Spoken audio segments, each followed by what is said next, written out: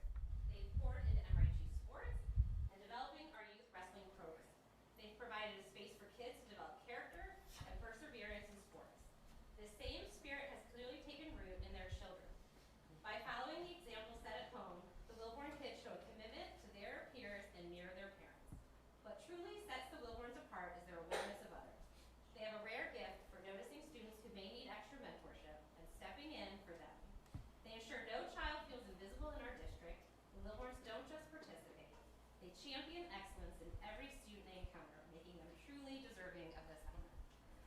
Congratulations.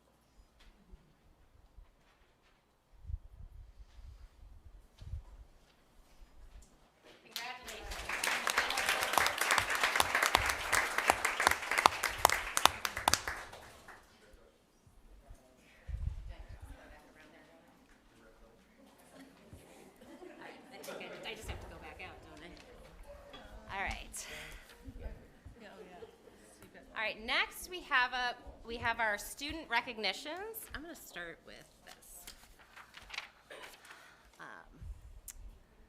Sorry. Is Silas here? Or sorry, do you guys want to go first? I was going to do mock trial last because there's so many of you. Is that okay?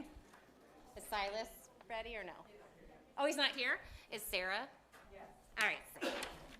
And then I'll do mock trial if he's not here. Probably had to find somewhere to park.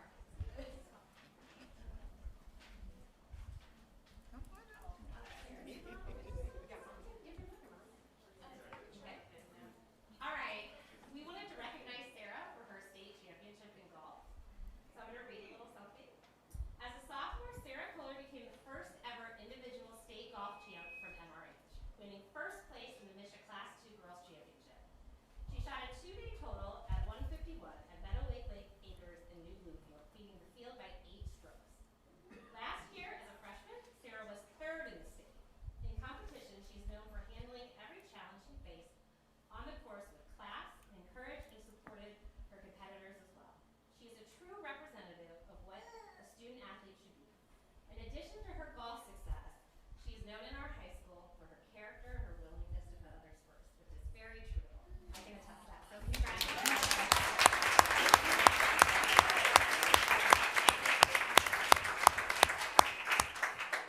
Oh, we'll go ahead.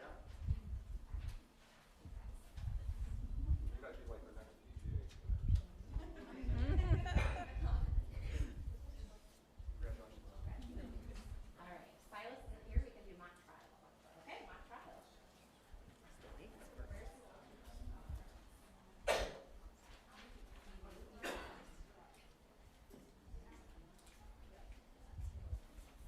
know Nelson's up here.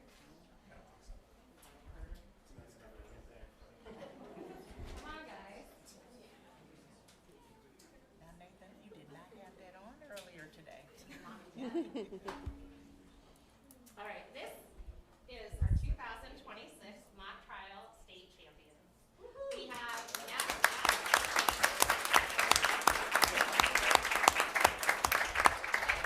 5 of the 9 members here today. I'll let Mr. McCollum go first. I appreciate Jenny indulging me and letting me say a couple things about our kids. In the high school, we talk a lot about both our metaphor, which is school as apprenticeship, and what a portrait of a graduate looks like. I can't think of a thing that is more apprenticeship than this mock trial program. These kids work under the supervision of 3 practicing attorneys, one of whom is board president Jenny Schmidt, and myself, a retired jury consultant, to prepare for trials where they go to the courthouse, they argue against other attorneys and witnesses from other schools, but they do it in front of judges. We've been to probably a half dozen courthouses now through the course of some of their 4-year careers, and they're arguing in front of real judges in real courtrooms. And for some of them, they will carry that on into legal careers, maybe. Who knows? But what I do know is that all of them look like what we say a portrait of a graduate is. Because of our 6 seniors that are leaving us this year, some of them are here. Lucy is going on to study psychology in the law. Jack's studying biochemistry. Vera, who isn't here, is studying economics in the law. Noah is studying biomechanical engineering. Nathan, political science and eventually the law. And Kaylin is a nurse. So they're taking this education, they're taking the MRH education to all of these disciplines, really all across the country to different universities.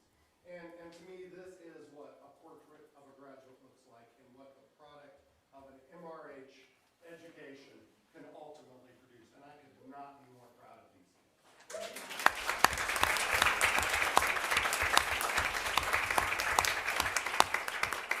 So usually I like to prepare my statement because I'm like you all, I am terrified of public speaking, but it's been a long week, so you're going to have to bear with me. I just wanted to start by telling you what these kids did to become state champions. So they participated in 9 trials. They participated against Fort Sioux Maltwood, Kirkwood, Chaminade, Parkway South, Boulevard, St. Dominic, DeSmet, Clayton, and Kirkwood again to become state champions. This year, BAMSL had the largest number of entries into the tournament with 119 teams. Most of those teams are situated in the Eastern District, which means to go on to be one of 12 teams. Is it 12 or 10?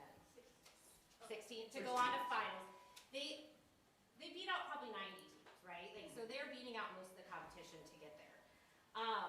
What I can say about these kids is that they don't practice every day, right? They have practice a couple days a week. Most of the work they do is outside of practice. And it's hours and hours and hours. And while it may seem like an individual activity, because you have your role, you have your part, they're only successful when they work as a team. And to me, that has been the greatest gift, is to watch them take their part and work together, and that is the way they've been so successful.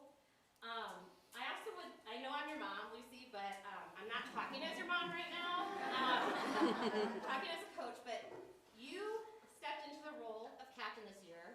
We went last year from having 3 captains to having 1. You also stepped into a role where we are defending state champions, which is not a position I envy in any leader stepping into the role, but you did an amazing job.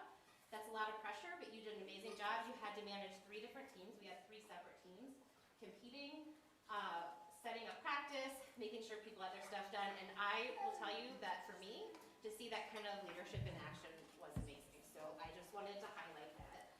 But anyway, it has been a joy to watch you guys do this together, and I am just so proud of you, and I'm so excited to see everything that you guys do. So you should be so proud of yourselves.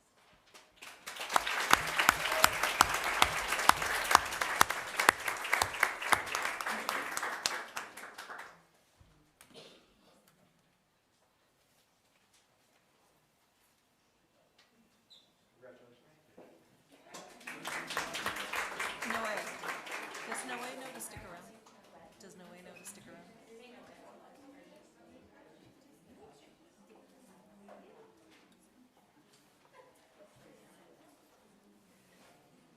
I'll just read. I'll read Silas's. He's not here. Okay, and I do want to read. Silas isn't here, but I want to acknowledge Silas Tanner. Silas achieved state-level performance at the Misha Solo and Ensemble Festival for the 4th consecutive year. This is particularly noteworthy as only a small number of students achieved this for all 4 years. Silas also received a gold medal, the highest score a band student could receive, for his piano performance at the Misha State Solo Festival. He was the first MRH band student in more than 20 years to achieve this level of performance in state competition. Silas has served as a tremendous ambassador for our school and our music department, and has represented MRH with great talent and humility. So I think we all need to give Silas a round.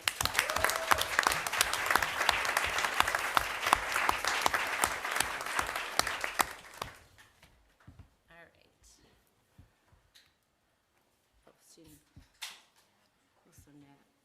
Oh, all of Powell, sorry. I should have just stayed up there, shouldn't I? Yeah. Do you want to come, did you have anything you wanted to say? I mean, I'm gonna let everyone. I didn't say, I can think of I it, didn't. but I can. I'll say it if you, yeah. I think we can all add.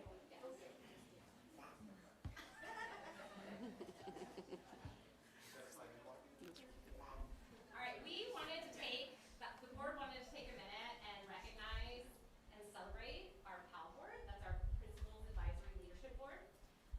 These students work together, and they go to the students in all the schools, and they get feedback about what sorts of things students want to change, what they're looking for, what they like, what they don't like, and then they filter that and they present it to us.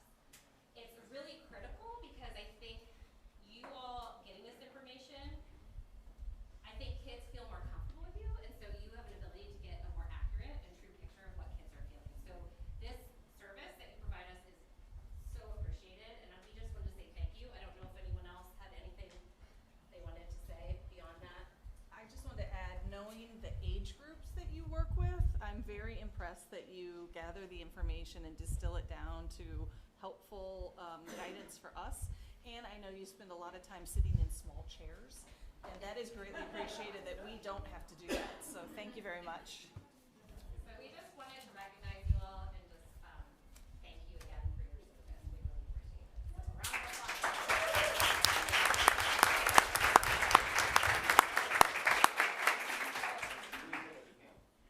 Thank you guys.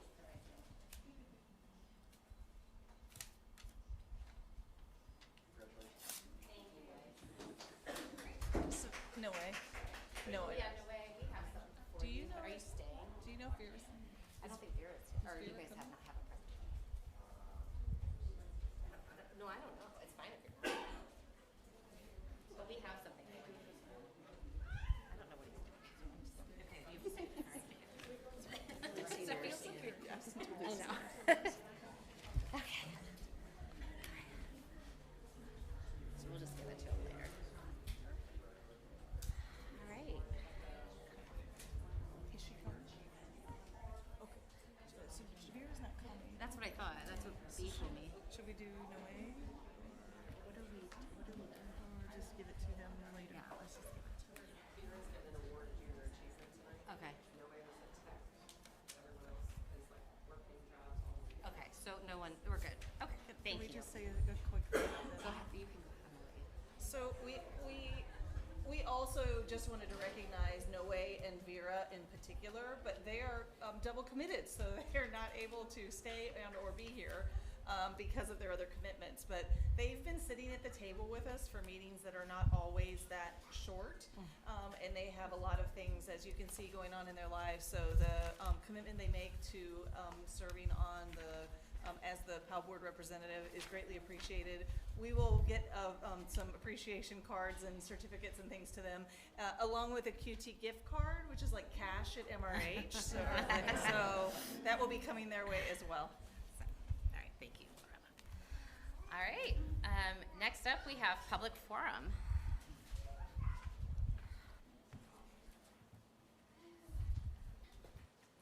All right, yeah.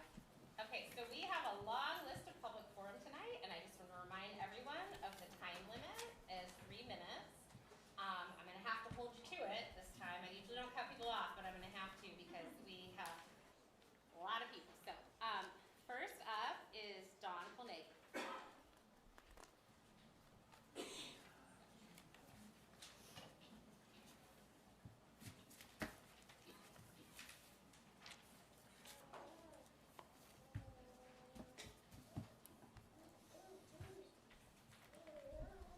Good evening, Superintendent Dr. Jameson and members of the Board of Education.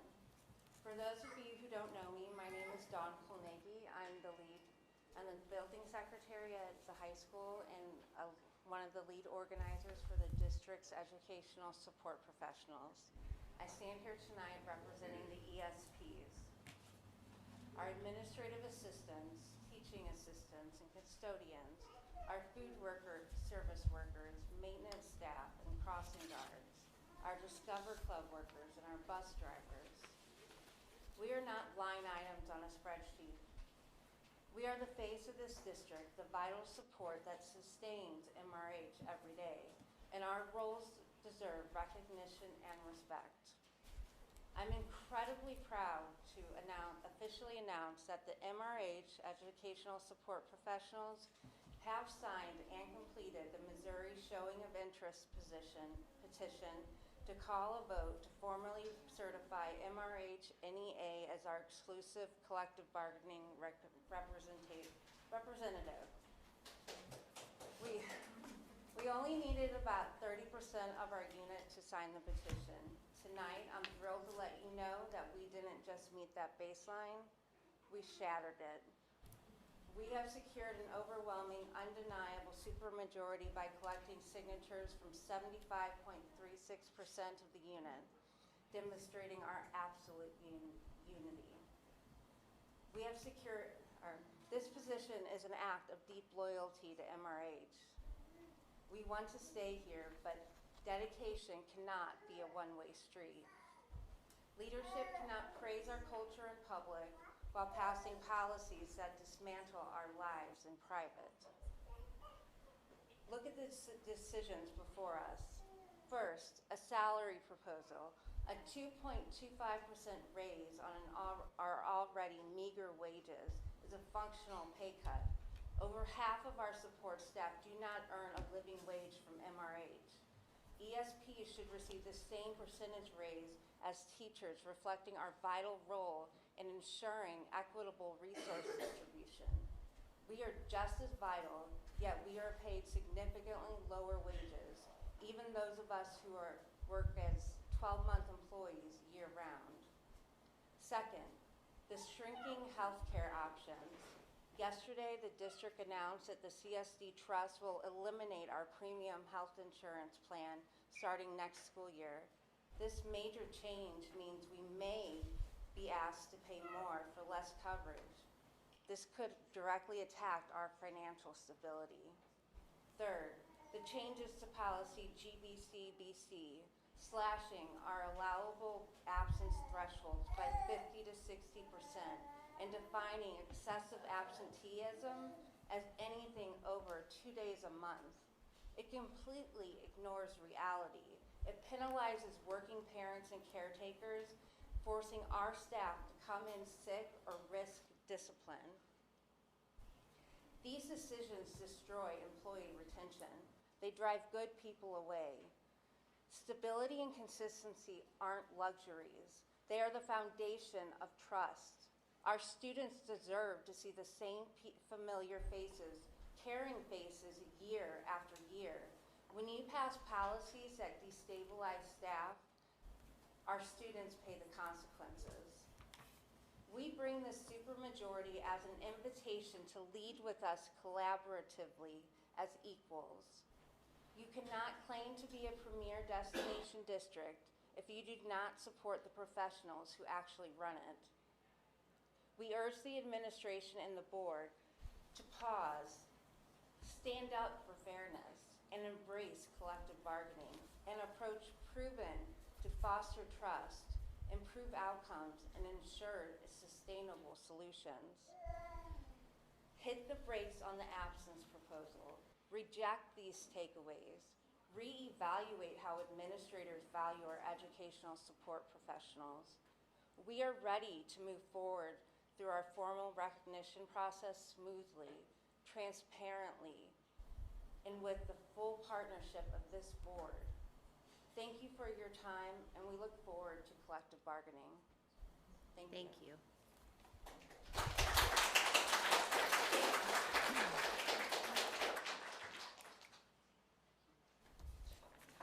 I'll tell you later. All right, next up we have Susan Berger.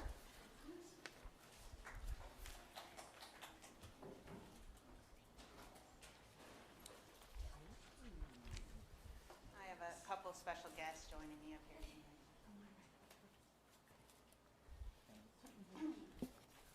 Okay, my name is Susan Berger, and I'm a 5th and 6th grade science and social studies teacher at the elementary.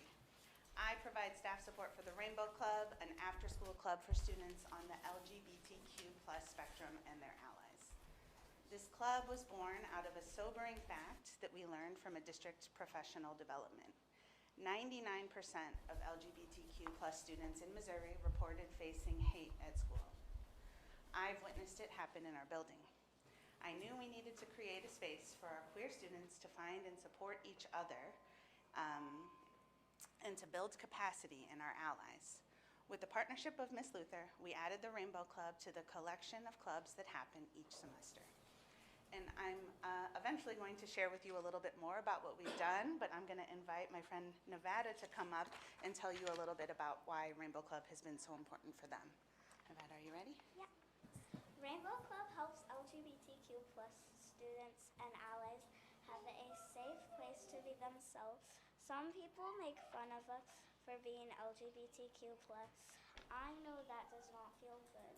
When I joined Rainbow Club, I was the only 3rd grader and I was nervous, but everyone in Rainbow Club accepted me for who I am. Miss Berger, Miss Luther, and all the other kids are welcoming and kind. I want Rainbow Club to go all year because it's fun and I belong there.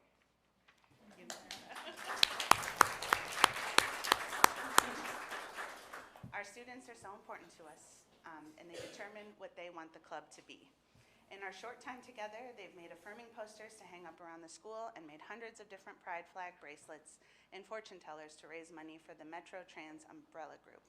They raised $372 over 2 nights of museum.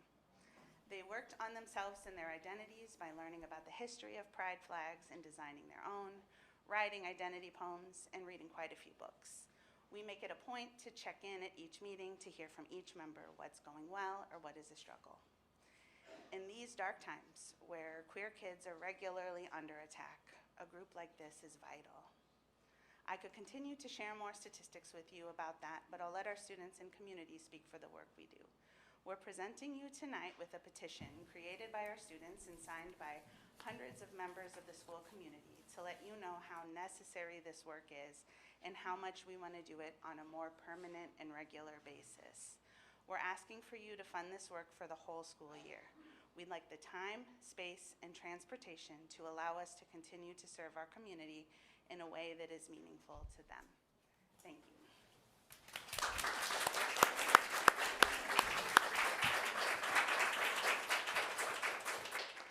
Thank you so much.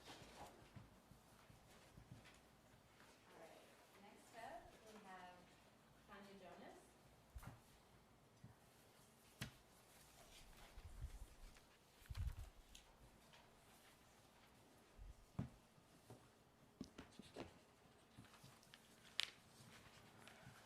evening, board members, Dr. Jameson, and community members. My name is Tanya Jonas, and I serve as the assistant to the Director of Operations, and beginning June 1st, I'm honored to serve as the Vice President-elect of the Educational Support Professionals, NEA, in our district. I am speaking tonight regarding the proposed changes to policy GBCBC concerning employee absences.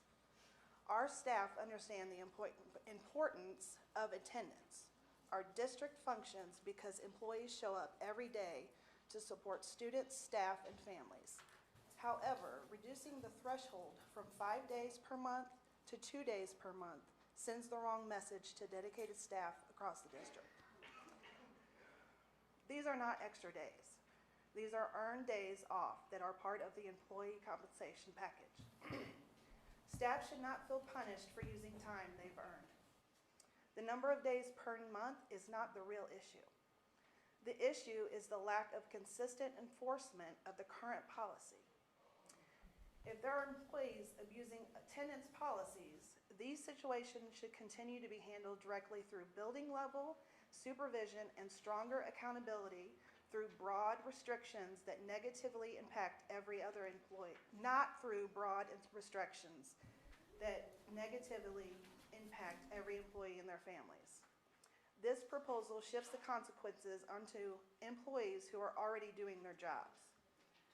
2 days per month is simply not realistic in a school environment with staff constantly being exposed to illness, I'm sick right now, stress and burnout. We encourage employees to take care of themselves physically and mentally, yet this policy may pressure staff to come to work sick out of fear of the consequence. When employees come to work sick, the impact spreads quickly.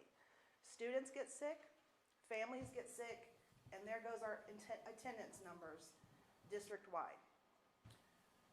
Given the current state of our district with outgoing challenges in morale, retention, budget cuts, and staffing shortages, this proposal risks further damaging the culture and well-being of our district.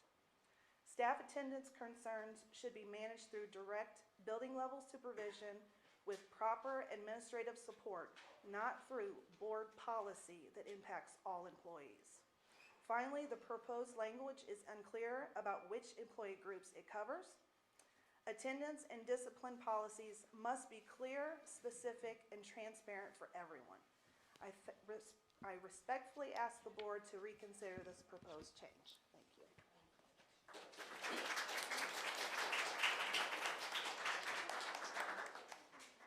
Next we have Kayleen Huber.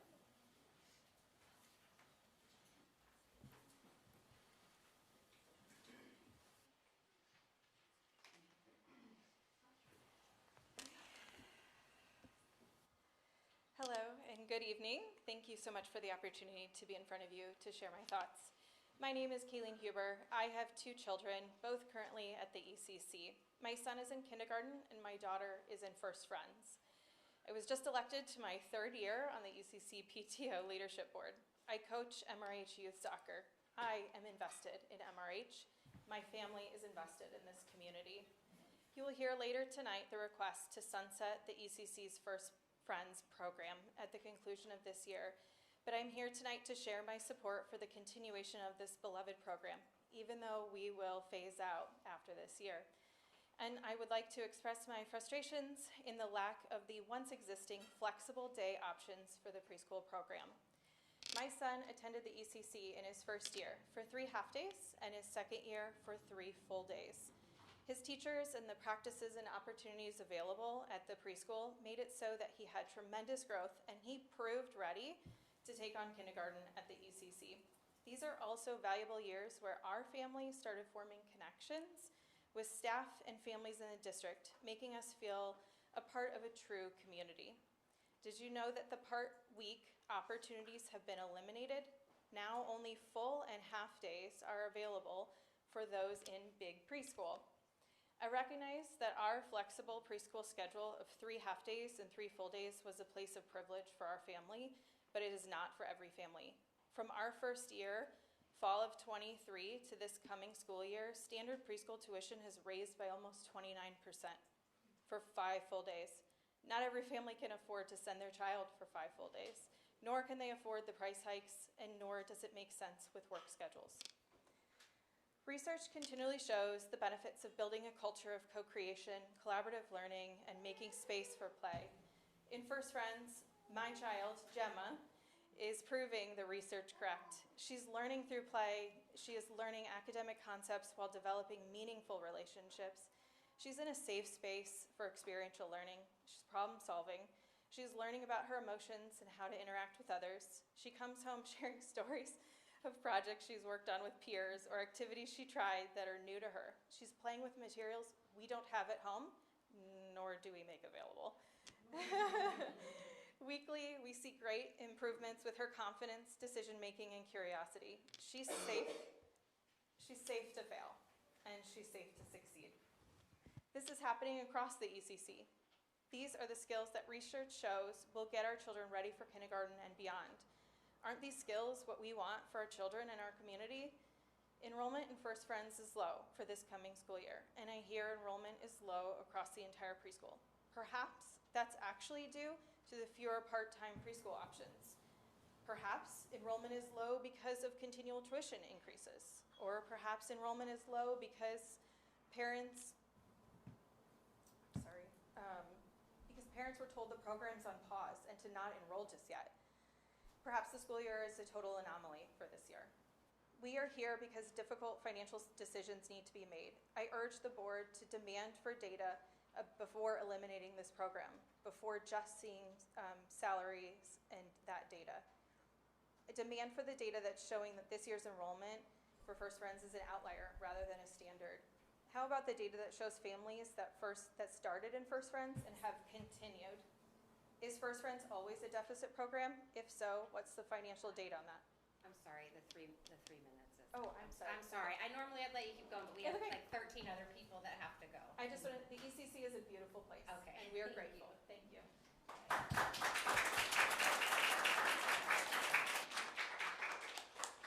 right, next up we have Jackie Kernan.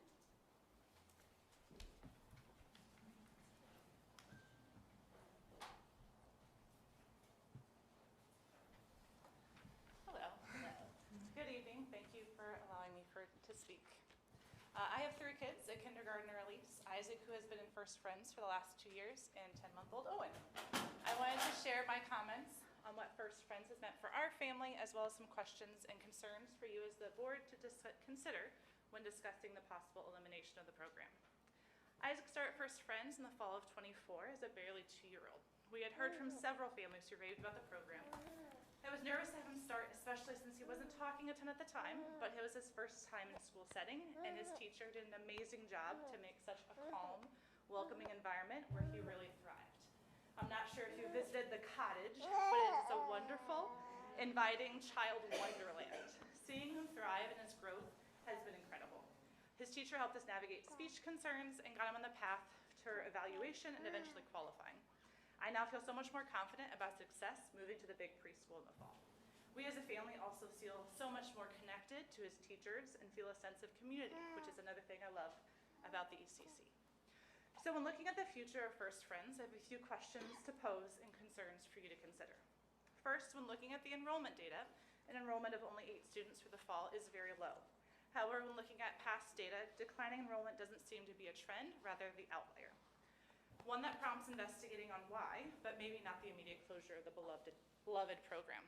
This classroom has been consistently full. I remember refreshing the page and holding my breath, unsure if Isaac would even get in the first year.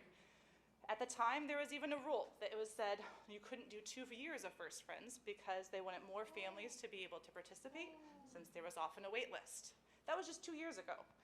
I also don't know what enrollment numbers normally look like in May, and if that would increase closer to the fall. I know there's been some change this year, but that could impact the numbers if there's uncertainty about what that program looks like for the fall. But with new teacher in place and reassurances of the program continuing, numbers could rise again. We have also been without a second parents as teacher educator part of the year. Could that be part of the reason maybe families haven't known to reach out about First Friends? That too can be rectified. Addressing some of these possible reasons to work on increasing enrollment rather than canceling signals that we as a district put value in this early education program and find what it adds to the district is worth fighting for. Finally, I want to add my concern about this adding to a trend of less flexible options at the preschool. I have talked to several families who have decided to attend other preschools after the change to eliminate part-time options.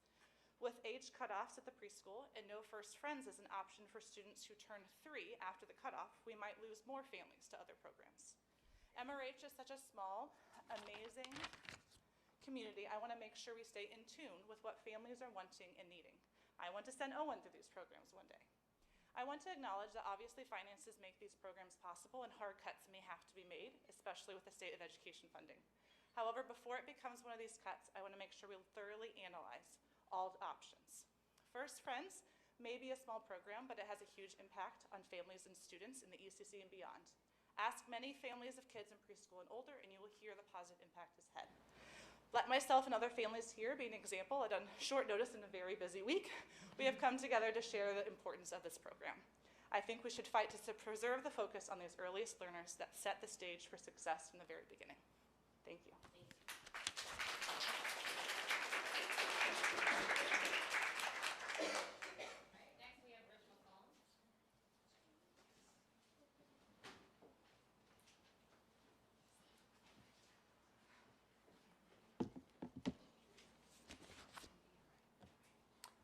Good evening. I'm the same Rich McCollum who was up here a minute ago as a debate coach and mock trial coach. I'm here now as the vice president of the MRH NEA, speaking on behalf of the union's executive committee and on the topic of the superintendent's recommendation for policy GBCBC. We have a number of points that we think are worth making. The first is the data, as we understand it right now, is unclear to justify a policy change. The classes of leave, PTO versus professional development versus FMLA, are identified. However, the classes of those types of leave that are contributing to frequent or extensive absences aren't necessarily. We think, looking at the data, it is apparent that outliers in many cases are driving the average. I will say, we have had an active exchange of questions and data with the central office this week, and we are still seeking to fully understand the methodologies. The second point I want to make is that this proposal, in our view, is on a collision course with the CBA, the collective bargaining agreement. This proposal to modify the policy outlines a number of conditions that lead to discipline or termination, to quote its second paragraph. Paid leave is an employee benefit in both law and contract. It's plain and simple. PTO was created by this district before our first CBA. It has been negotiated 3 times during collective bargaining agreements. Accumulated leave is a feature of the district's benefits. How much PTO is earned by members is a contentious issue, and it permeates our collective bargaining. Sick bank was dissolved and distributed as PTO days. PTO blackouts are a perennial issue in negotiation. PTO is used as compensation when the district wants to avoid extra duty pay. For example, middle school teachers are returning at this very moment from an expedition where they are earning additional PTO in lieu of cash compensation. This year, the union proposed PTO sellbacks to reduce use, though we couldn't agree on that. PTO touches our workers' comp policy, our FMLA policy, our family leave policies. In other words, PTO is complicated and not a question that can be answered easily in bar charts.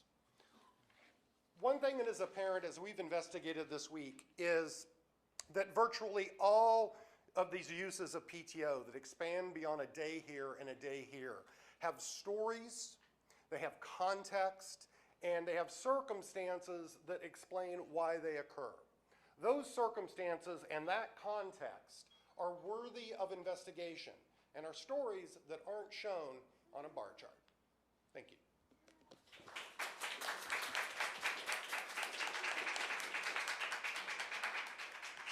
Next, we have Bethany Noby.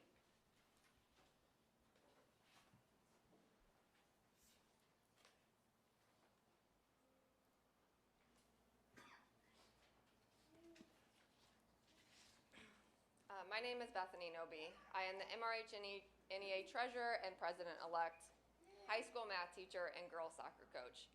In a survey filled out by 92 members, 88 opposed the changes to policy GBCBC, staff absences and tardiness.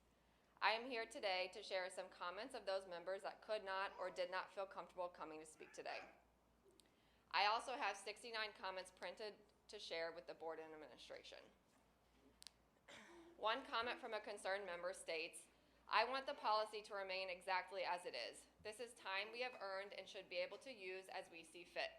I never use all of my allotted days each year, and knowing I have the agency to take time I've banked when I need it without being questioned matters to me. I also think it signals that the district trusts us to be responsible and professional and that it values our well-being. If certain individuals are taking time in ways that harm students, administrators should address those concerns directly in individual conversations rather than penalizing all staff for the actions of a few. Another comment from a member states, as an employee that observes multiple religious holidays that sometimes fall on school days, it's distressing to think I may get written up for getting sick in the same month as a holiday. In addition, it's not clear to me that the data provided supports what admin is proposing. Do these numbers include only certified staff or all staff? The policy applies to all employees, but this seems to be targeting certified staff. It's not clear whether the district data is reflecting all employees or only certified. Does the data provide included FMLA? If they take out the employees who have extended absences due to parental leave, a health crisis, or other issues covered by FMLA, what do the numbers look like then? This seems like yet another example of micromanaging, lack of trust, and punishing the whole for the behavior of a few. Lastly, another member stated, the new threshold of 2 days in a month would effectively make it excessive absenteeism pretty much any time someone gets the flu. Also at the middle school, to avoid having to pay out compensation for overnight expeditions, the district has elected to compensate via PTO days. Previously, these were categorized as earned personal days, which carried flexibility for when they were used. This change would devalue the compensation by making additional restrictions to their use. Because there is a cap on how much PTO can ever be cashed out at retirement or separation, for any employee who has been committed to the district for a long time, these additional days would more or less lose all of their value. This is like paying somebody with a check that they are not allowed to cash. Thank you for your time.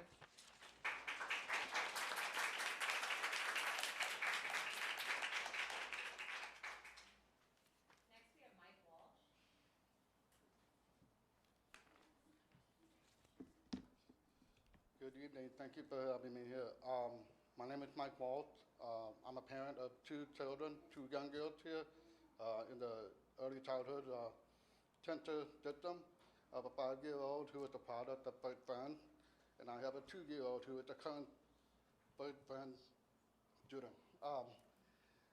So I'm here to speak about the upcoming discussion about eliminating Birth Friend.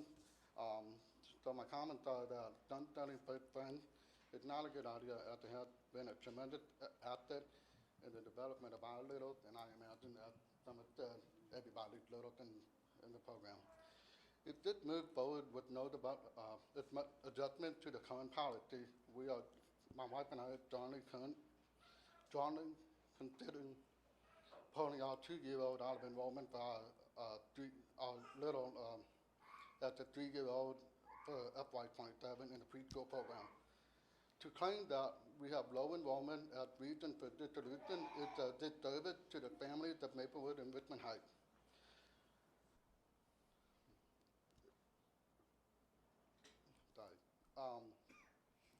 Low enrollment, looking at the data, experiencing this over the last couple of years, low enrollment has, to me, is caused by a number of factors. There has been a change in eligibility for criteria for the Birth Friend. It used to be 2 and 3-year-olds, now it's 2 years long. So 3-year-olds can no longer have a second year in the program. The current slate of 2-year-olds could continue if this change was not implemented for FY26, the current academic year. Looking at the data that was cited in the upcoming presentation, they cite that FY27 only has 8 enrolled students, Birth Friend, and currently this year, FY26 there are 22. So if you think about it, next year you would have a full slate because those 22 could vie for a petition or a spot in FY27 as a 3-year-old. Now, and then you would see a drastic increase in enrollment. 3-year-olds are too young for a full 5-day week, whether it's a half day or full day, and it's not ideal for families with budgetary constraints or families who are concerned about forcing their little into a 5-day schedule. To my knowledge, there is no study that was conducted to understand why there is low enrollment.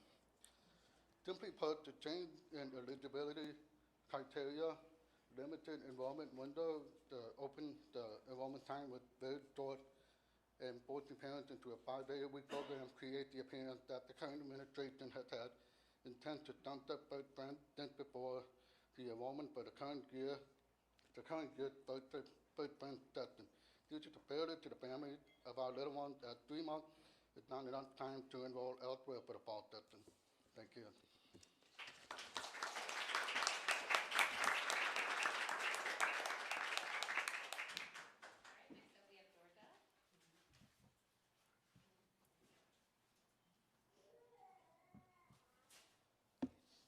Good evening, Dr. Jamison and the Board of Education, and thank you for allowing me to speak this evening. My name is Georgia Mellentine, and I'm a 7th grade student here at MRH Middle School. I've attended MRH since pre-K, and my 2 older brothers, Max and Harry, both graduated from here. I wanted to talk a little bit today about my experience with the most recent 7th grade expedition. To be honest, before this expedition, I was so nervous about the unknown and what to expect. I have generalized anxiety disorder, and it is really hard for me to feel safe in the unknown. I really did not want to go. I did not feel comfortable and didn't know if I would feel safe. I just really didn't know what to expect. I catastrophized everything. Once I got there and I began to settle in, I recognized that I could rise to the challenge and that I could travel without my parents, because I have had the privilege to travel to 12 different states, even with a friend. But never without my parents. This was a different experience. In general, because while I was out there, I realized that none of us were talking about the middle school drama. We weren't judging one another on who texted who, or who didn't call who, or who was invited to what party, or who was wearing what. We were concentrating on finding ourselves, creating a bond, and really learning who we are as a person and as a human being. I got to see kids open up and be their authentic selves outside of being confined in 4 walls of a classroom. You see, I don't think everyone learns inside of a classroom. I think some of our best learning comes from having experiences and trusting ourselves and challenging ourselves. And that's what I saw happen on this expedition. I think these expeditions are super important because it gives students a chance to find themselves, to connect to one another, and take chances we may not have ever or will have again. For me, it taught me that I can trust myself and the people around me. And this expedition unexpectedly taught me that I was able to bring that back into the classroom, to trust my teachers and staffs and classmates, and to be vulnerable enough to take chances in my learning. So my call to action for the board is that I want you to keep the funding for our school expeditions at the top of your mind and at the top of the list, so students can continue to have these opportunities and experiences that they may never be able to have again.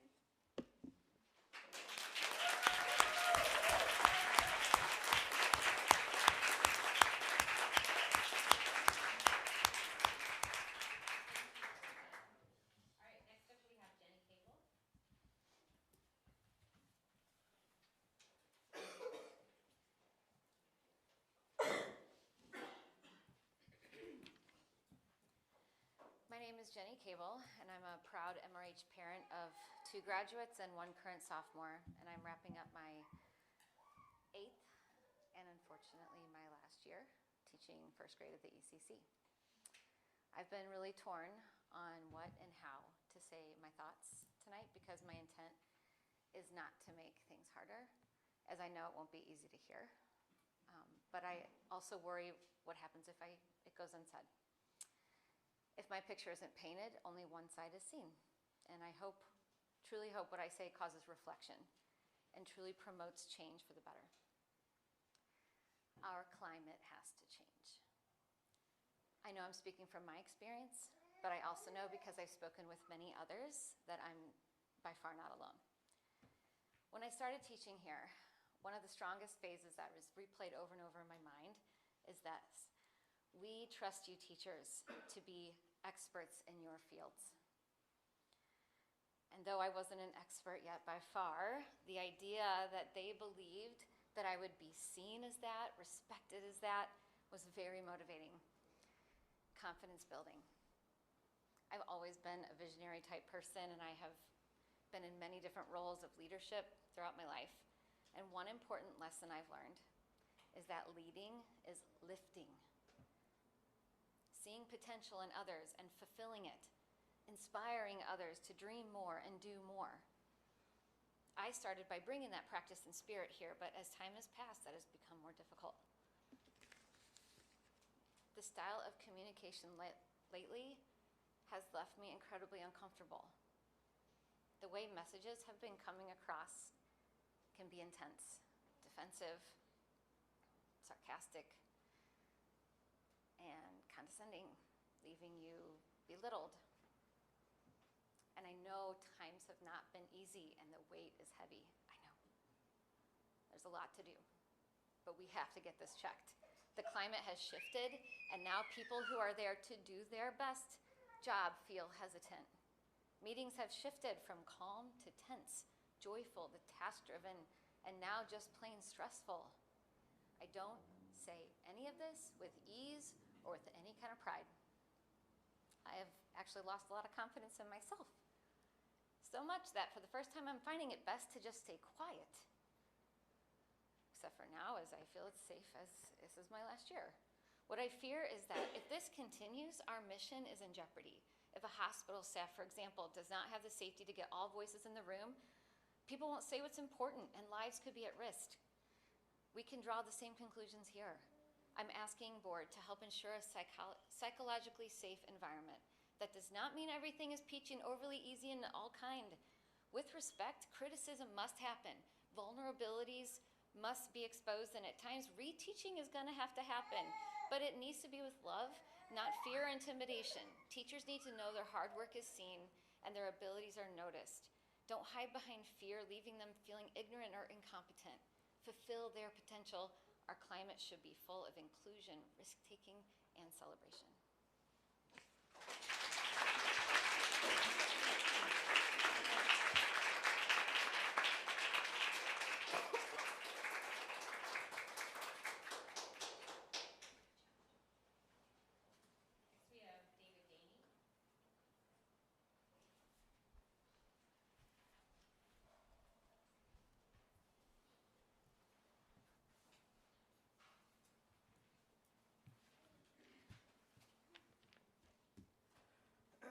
Good evening. Thank you, members of the school board, for your hard work and dedication to MRH School District. My name is David Gainey. I am a teacher at the high school and a parent of a junior at MRH. I wanted to call your attention concerning changes to policy GBCBC that are being submitted for a first reading to you tonight. If adopted, the proposed changes will have a significant negative impact on staff and put our students, my child, at risk.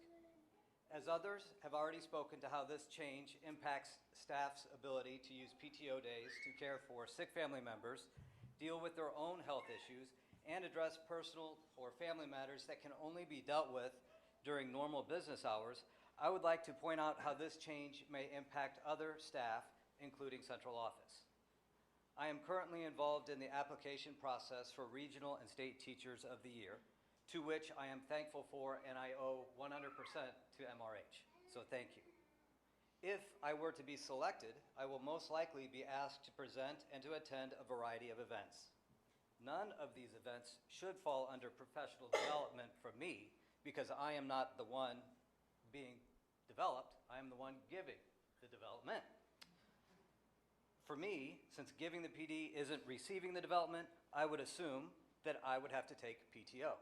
And I would also assume that our school leaders would also be asked to talk at some of these events, and for them, they should also have to take PTO days. The proposed change limits staff from using more than 2 PTO days per month. If accepted, I will be forced to decline such speaking engagements due to the potential need for caring for others or myself. As a classroom teacher and throughout the Teacher of the Year application process, I have been asked, how can I best be supported? One way to demonstrate support for all staff would be to reject the proposed changes. To put things into a little perspective this year, I have been absent a total of 8 days, 3 of which were to attend and to present at a national professional development conference here in St. Louis. 2 days of bereavement after the passing of my father, and 1 PTO in February when I was ill.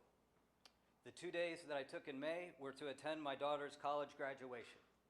Next year, I will be dropping my oldest daughter off at Johns Hopkins, where she will pursue a master's degree in public health. And then I hope to be taking my youngest daughter on multiple college recruiting trips, so she can pick the college that's best for her, that we as MRH teachers help her develop into the person she will be.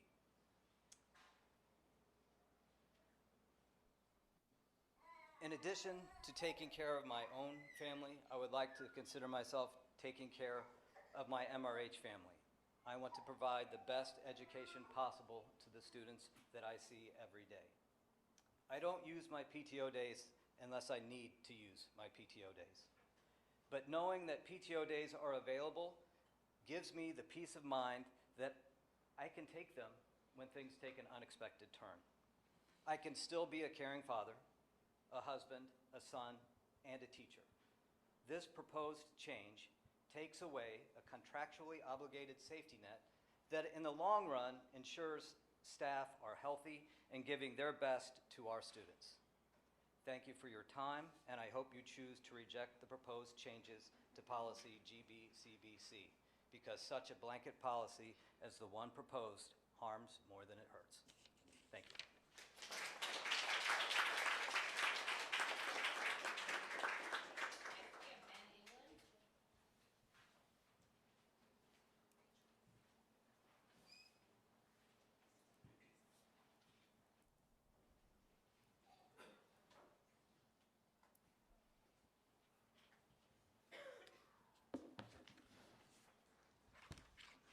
Thank you. Good evening, board members, parents, and fellow MRH community members. My name is Ben England, like the country, and I have 2 kids at the ECC. I'm speaking tonight to express my gratitude to Dr. Benina Jameson for her 5 years of service to this district, and to offer a hope I have for the next superintendent search.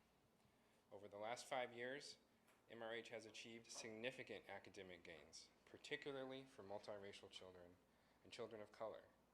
These advances are evident by our score on the Missouri School Improvement Program review at 98.5%, the highest score among K-12 districts in the state of Missouri.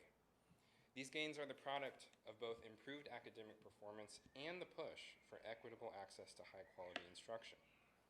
With this evidence of progress, improvement, and commitment, it is no surprise that Dr. Jameson was in high demand. Her exit is unfortunately contemporaneous with the departure of other staff of color in the MRH community. Given that, I wanted to take a moment to offer a personal hope for the upcoming search, a commitment to hearing from all voices, both staff and families. As an educator for a decade now, though it is hard for me to admit that it's been a full 10 years, to me the 90s were still 10 years ago. No matter how long it's been, I've taught hundreds of students from various backgrounds and been involved in multiple waves of policy design, several rounds of feedback collection, and a handful of hiring committees. Throughout all these endeavors, one of our key themes to success was community input, with multiple rounds of feedback and multiple opportunities and modalities to provide that feedback. In the classroom, I've seen the benefits of having students discuss with groups of students who do not necessarily share the same background. The literature is clear. When we talk to, discuss with, and hear from people of diverse backgrounds, it improves us all. We learn to think about problems from different perspectives, we wrestle with integrating new information into our minds, and we show long-term improvements in our approach to solving new problems. In the spirit of robust growth, I offer 2 concrete goals for the board to consider. First, I encourage the board to set measurable targets for feedback from each building in our district for the next search. Percentages and numbers would be great. Second, I encourage you to set a target of collecting feedback that is proportional to the racial demographics of our district. Finally, on a personal note, as the parent of multiracial children, I appreciate that my kids can see diverse leaders at all levels. I want to know that my kids are learning in an environment where they see leaders who look like them and who create environments where everyone can succeed. I appreciate your time tonight, and I thank you for your service on this board.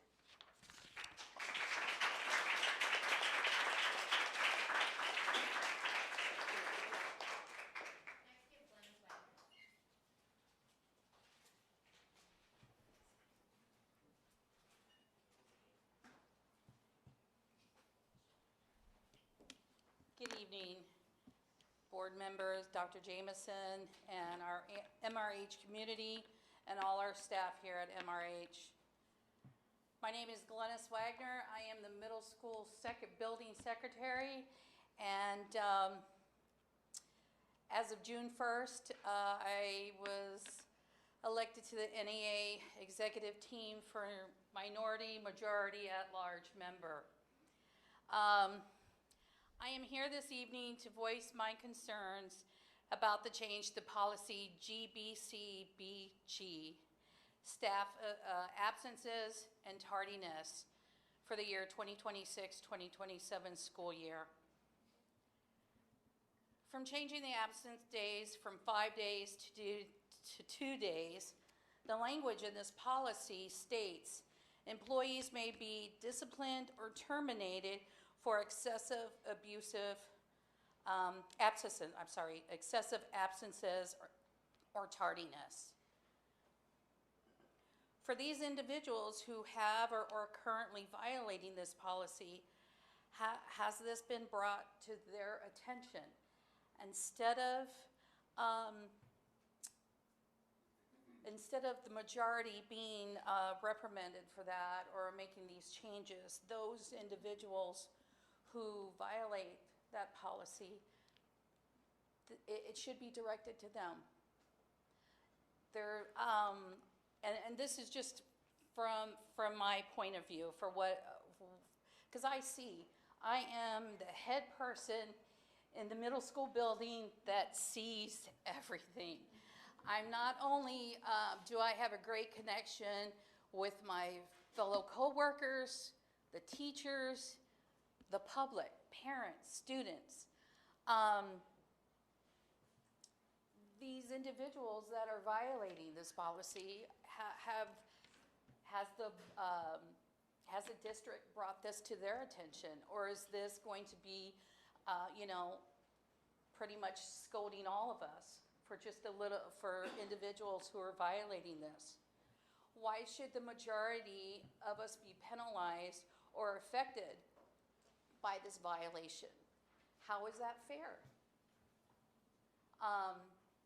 We have great people here at MRH. I mean, and I live outside of this district, and I feel tremendous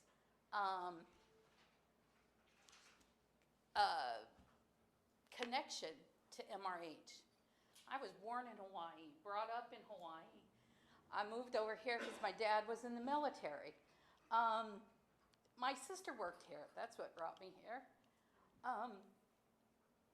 But I feel like I am a member of this community. And I feel that why punish us by changing the number of days from 5 days to 2 days? What kind of message is that going to send to us? What kind of message is that going to send to the staff and to the people that work in this community? I look forward to taking time off like others, but I too, I know my significance and my importance at my job, and I rarely take or am absent sick. If I'm sick, that means I can't get out of bed, lift my head, or anything. So I sparingly use that. I love this, as a person who was nominated and voted as middle school staff Support Staff of the Year, and then voted as District Support Staff of the Year. Do you think I could have accomplished these great achievements if I abused this policy? No, I can't. Thank you for giving me this opportunity.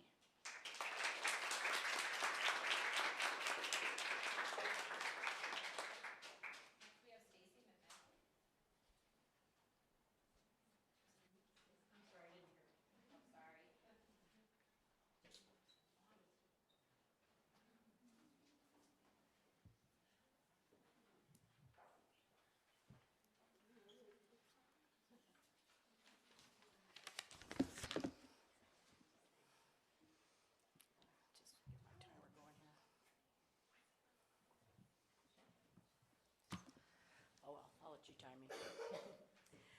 Good evening, members of the board, staff, administrators. Most of you know me. My name is Stacy McMacken. My husband's Patrick. We are longtime members of this district and parents. I'm an MRH parent, committee member, and longtime advocate for this district. Although I've never taught in this district, I'm subbing there. I've taught about 30 years in other districts in St. Louis. Our sons Harlan and Connor, class of 21, were sophomores when we hosted our first exchange student of the year for that year. The year after that, we welcomed another student, Amir, from Tajikistan. Last year, we hosted Shukron from Tajikistan, and this year, we've hosted two students whom many of you know. Shak Murat, a senior, just returned yesterday morning to his home in Kazakhstan. And with me tonight is Mohammed Arib, a sophomore at MRH, whose home is in Pakistan. Tonight, Mohammed and I are here to thank the board and inform the board about for your support of the amazing programs that American Councils sponsors. The faculty and administration of MRH has for years dedicated their efforts and welcome to the students in the Flex and Yes programs. The Flex and Yes programs are unique from any other exchange program. They are sponsored by the U.S. State Department and are part of the diplomatic mission of the United States. They have as their goal the meeting of cultures and societies through direct connection with the young people who are the future of the world. And MRH has been a beacon of welcoming and a standard for these students and an exciting and inspirational experience, the most important of their year in the U.S. Mohammed is one of 2% of the thousands of students who apply in his country for this full scholarship year. I think you'll understand how much he has given to our school and community by his involvement when you hear from him. This year, Ms. Huffman, Mr. Estrada, many faculty, some of whom are here, and extracurricular sponsors and staff were responsible for not only introducing these students, many of whom had little exposure to America and democracy, to family, life, culture, and society in the U.S. And both parties have benefited. The host families that I've worked with and us as a host family, our lives have changed immeasurably. It's opened our eyes to the fact that we're not the only people in the world. We don't have the best answers to everything. And cultures like from countries that I really personally didn't really know existed before the kids came here. I know where Kazakhstan is on the map now. And I know that it's 4 times the size of Texas, and that Yuri Gagarin, the first guy in space, was born in Kazakhstan. Anyway, there's a lot of things that we've learned, and our lives have changed immeasurably. Patrick and I have been sponsoring these guys for a long time, and I have to give credit to him. He is the one that really said, let's go for it. Principal Grauer, when he was here, he was every other year, he had a student from American Councils, and the year that he came, put in the newsletter, gee, we really need a host family. The district was looking for host families, and that was so cool because I'm as the local coordinator now, and I do the coordinating with host families. But the superintendent and I have been in discussion, and Mr. Rich and everybody, and Mr. Estrada especially, about the fact that we're going to work as a partnership to get the people in this district to have the benefit and the school to have the benefit of these students. So I'm going to introduce Mohammed and have him tell you a little bit about how wonderful his year has been and give his thanks. Mohammed? Hello, everyone. as you might know, I'm Mohammed, the exchange student from Pakistan, and I'm here just to express my immense gratitude to all the teachers,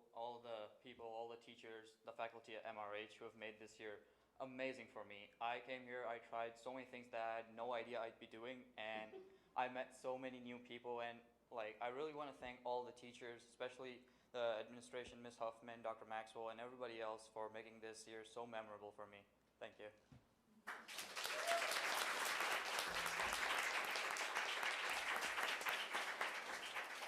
A little plug, I will add that I am leaving some literature with Kat for the board about the program, and please, everybody in here, consider being a host family because it's an amazing experience. Thank you.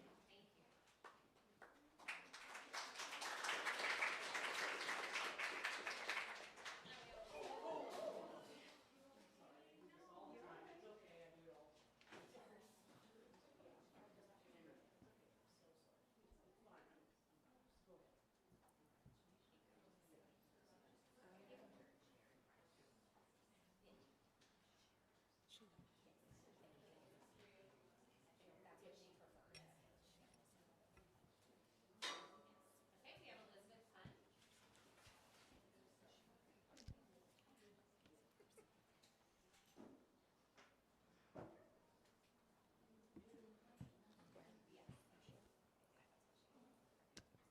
Please stop me if that changes. Okay. Good evening, everyone. Thank you for having me here. My name is Elizabeth Pund, and I'm a First Friends parent. So I'm here to add my voice to the chorus of those here to speak on First Friends. So 2 of my children have been through First Friends already. We've been in it for 3 years. Like Jackie, I have my daughter went through it twice because her birthday was right after the cutoff, and it was a wonderful place for us to be and for her to grow into herself and to feel confident enough to move on to the big preschool, as they say. We were signed up for First Friends for the coming fall for our 3rd child, Henry, who is 2 and a half, and we've been talking to him for the last year about he's going to get to go to class just like the big kids come the fall. So I was surprised and saddened last night when I looked at the board agenda and discovered that the program is being recommended for closure, just a few months from now, starting with the school year that is to come. I honestly feel a little sad that I'm here, discussing this here with you all. I wish there had been time to talk with the administrators about it ahead of time and have had some dialogue. And so in that sense, I'm absolutely not here to do anything other than try to be collaborative and bring the voice to the table from the parents and what our experience has been. My experience has been the same, similar to what we've already heard tonight. I'll try not to repeat what has been there, but it has just been the most incredible introduction to MRH for our children, but also for us and to the community. I cannot speak more highly of what that program has done for my children as individuals, as well as for our family. I want to echo the request for the board to seek data to back up and describe what's going on. The number that will be, I think, shown in the presentation later is an outlier relative to prior years, and from what I can see in the slides is being used as justification to close the program. To me, that feels like a very extreme leap to make.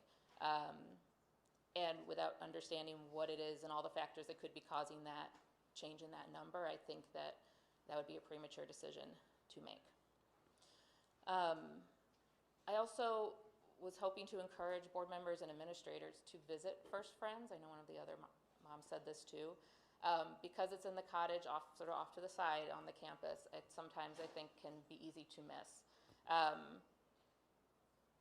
But I think it's so important to see it for yourselves and to be there and for everyone to be able to see what's going on in that room and in that space and just sit and observe for a while and watch all the learning and growth and connection that is going on there. I wanted to one of the things that I think I understood from the slides that will be presented is that there's a desire to make the program stand alone on its budget, in a sense, for something about aligning the salaries to the program, and that this would sort of help with that, to close the program because the program itself is not supporting the salaries of the staff there. And I just wanted to voice a perspective for that, which is that there are a lot of programs, I would imagine, in the district and in our lives that do not on their own stand alone. You know, we come together as a community so that we can support the things that we know are good, and that couldn't do it on their own, and that's why we're all here together to do this, including with the budget, and so I would encourage that as well to be considered. So thank you all for your attention to this and for all of your work. I appreciate you very much. Thank you.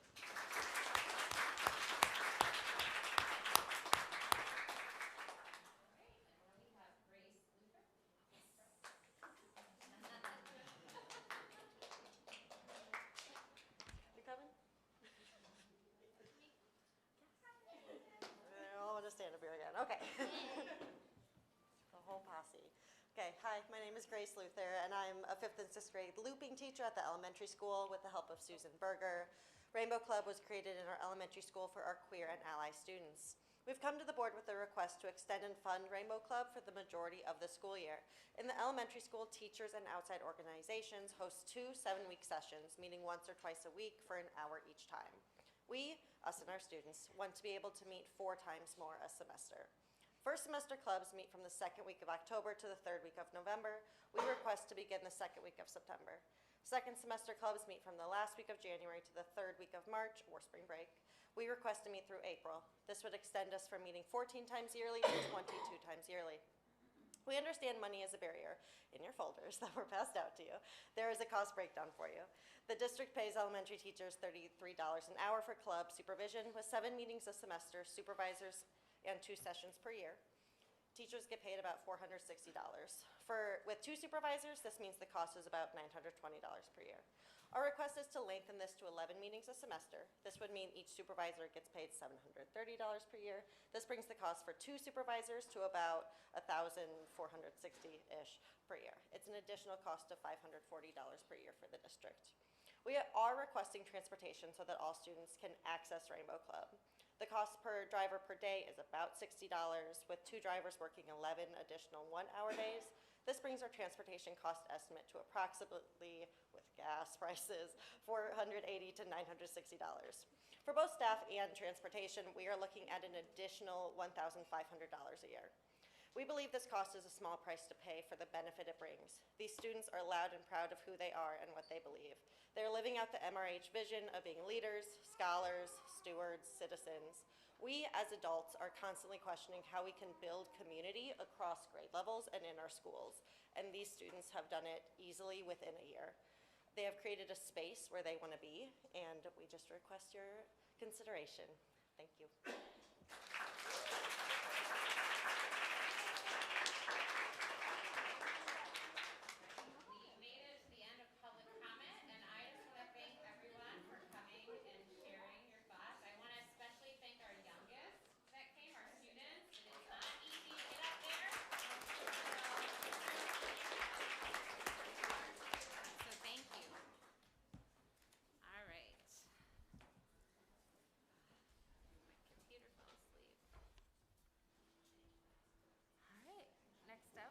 We have the consent agenda. May I get a motion?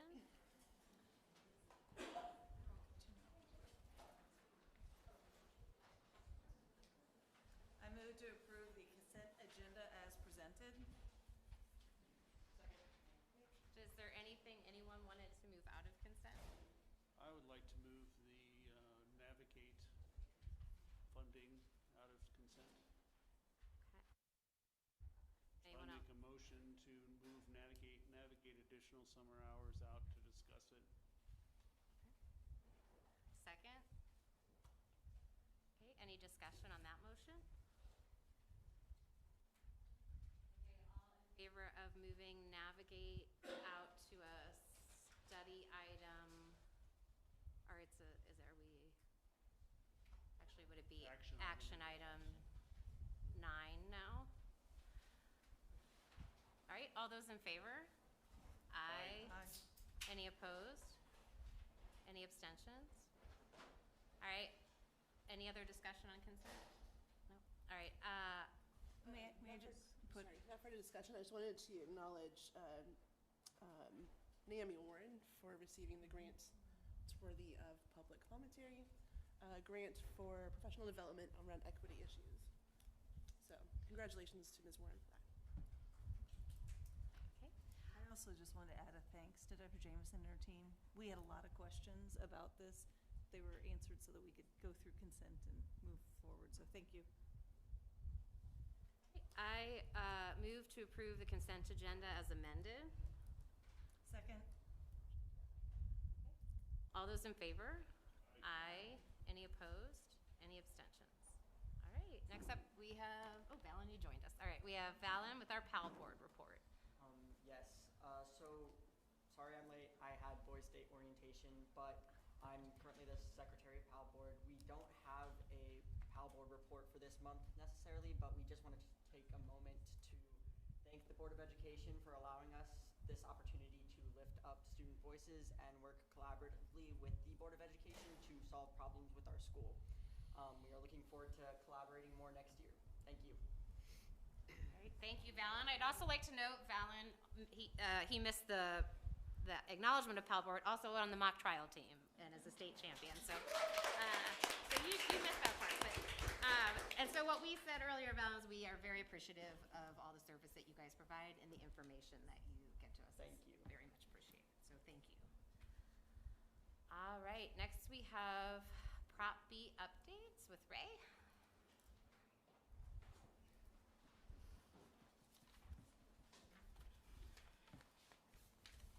Thank you for the time to speak with you tonight, and when advised to be quick, my report is we are on schedule and under budget. Any questions? Thank you, Ray! Yay! Does anyone have any questions about it?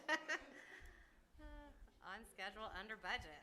All right. I just wanted to thank you for that slide highlighting the forecasted, that slide highlighting what spending, what money we still have. So we can see that as we go into looking at the next projects and making some decisions on that. Thank you. You're welcome. Thank you, Ray. Anyone else? No? All right, thank you. All right, next up we have study items. We have Prop B seed to table general contractor contract. Is Dr. Dietrich here? Oh. May not be able to use quick on this. Okay. Okay. The information on the Seed to Table project has been uploaded, and you've had a chance to review it. This project was originally designed by Barry, and next page shows his design, which we completed and went out for bids, and it came in over budget significantly. So at that point, we met with the low bidder, Legacy Contracting Group, Michael and myself and Grant, and we met at the site and we talked about ways that we could reduce the cost. And we came up with two options, and they're on the previous pages. The original building, the original design was located in the northwest corner of the site in the open grass area, but it is a hill. So it involved more dirt work, deep foundations to create the building, to support that building on that hill. It was actually Grant's idea from Legacy Contracting Group to place it where the chicken coop is, because it's very flat there. And so we took some measurements, we did some conceptual designs and laid out and figured out it would fit there. The advantage of that is the old chicken coop has to go to put it there, and you'll get a new one, which is integrated into the design. The original design kept the old one as it was. The building footprint is the same, but conceptually change it from the original design had two 40-foot containers tied together with a conventionally framed section in the middle. It became very expensive and difficult to do that. And we had to purchase two 40-foot containers. Michael pointed out that that MRH had two 20-foot, and he said, can we work that into the design? Which we did, because in the new configuration, as shown in the conceptual sketch there, the main building is conventionally framed. The option one is a single slope roof, which makes it simple and easier and less costly to construct. And we placed the storage containers on each side, and they'll be under shed roofs and integrated into the building. The one on the left, as you look at the picture, will be the entrance and restroom area. The one on the right will be the chicken coop. Now, I got creative and thought, well, what if we could have a barn? And so the barn was the second option. It was really cool, but it cost more money. So, but the footprint, the floor plan, everything is the same. It's just the look. It is more expensive because it's just the framing with the higher roof and the pitch roof is a little more expensive. So, but functionally, the two VE or reduced cost options give you the same footprint, the same classroom size, which is controlled by the number of students and classroom requirements. So that's the three options for the board. I think the request is for direction on if to proceed, and if we do proceed, which option to proceed with. Actually made a recommendation for option 1 is the recommendation that Dr. Dietrich is making, but also included the information for the other recommendations if the board wanted to consider other options. How many students can you? Signed for 25 and the teacher. Okay. You know, the orient, kind of that first drawing, right? Orient to like where the chicken coop is now at the elementary. Where is it going to be, the coop going to be now? It's the new location is, the first one's in the northwest corner over by Princeton where it's grassy. The new building will be right where the chicken coop, you can drop it right in there. Has access directly down from the school now. It ties in very nicely. Okay. It's also close to the power. Yeah, oh, perfect. Because that was my question, because I had kind of, when I saw this come back, I had consulted with Chef Farino, right? Since she's our seat-to-table instructor there, I just sent her an email and said, hey, you know, have you seen these, and what does this look like to you? And she had a couple comments on it, and so I know, you know, this is under budget, so my ask is that, you know, if we approve one, can we also still go back and circle back with her? Because I know she had a water fountain she wanted, she had a couple other things, I think. Is that still in this design, or is that? Inside is the same. Okay, because she wanted like clothes storage and all of that good stuff, and so she just wasn't sure if the STU design was going to include all of that, or if it was, that was the cheating part. So is it all still kind of? So it's my understanding Michael has met, and we can do that again. Okay, perfect. And confirm that. But internally, the layout is the same. Right, okay. I'd just like, before the drawings were finalized, if we could just loop back with her and make sure it's what she's wanting as well. That is the next step. We would re-engage Barry. Bless his heart, he said he'll do it again one more time, pro bono. For free, which is nice, yes. And then Frontenac will have to revise the structure. What is our class size at the elementary? I'm just curious, does anyone have a? It hovers, from the PTO list that I've seen, it hovers around 20-ish, plus or minus, depending on the room. 17 to 21, okay. Thank you. Does anyone have any other questions? Is it designed for accessibility? Yes. For all students? Yes. Good question. The original, the bond allocation budget right now is $200,000. So the additional funds we propose to come out of the additional bond premium. So that slide, out of that slide Loretta pointed out, which has right now a total of, what's our? 2.7 million? Okay. So this will take a little. Okay. 2.6 million, we would recommend we hang on to the contingency of about $500,000, a little bit longer. So this will take close to 200 out of that. Okay. Any other questions? All right, I have a feeling you're done. Someone else do an accessible bus. We have Prop B accessible bus for Dr. Dietrich. Nope. All right, I guess I'll be doing the accessible bus.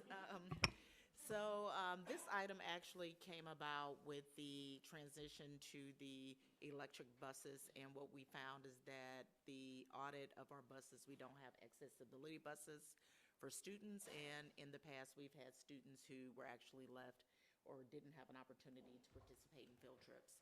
So as a part of this focus to transition buses over, Dr. Dietrich identified a bus to purchase through TIPS, and it would be on a lease basis, and the monthly payments for those would be $29,330.58, coming out of bond funds if approved by the board. Annual payments? Annual payments, not. Yes, yes, thank Is you. it lease to own? Did it say somewhere, or is it just lease? It looks like it's lease to own. That's what it, It's $400,000. yes. How many students are we talking about serving with this bus? I can follow up and get the information. I don't want to provide incorrect information, but I can provide it.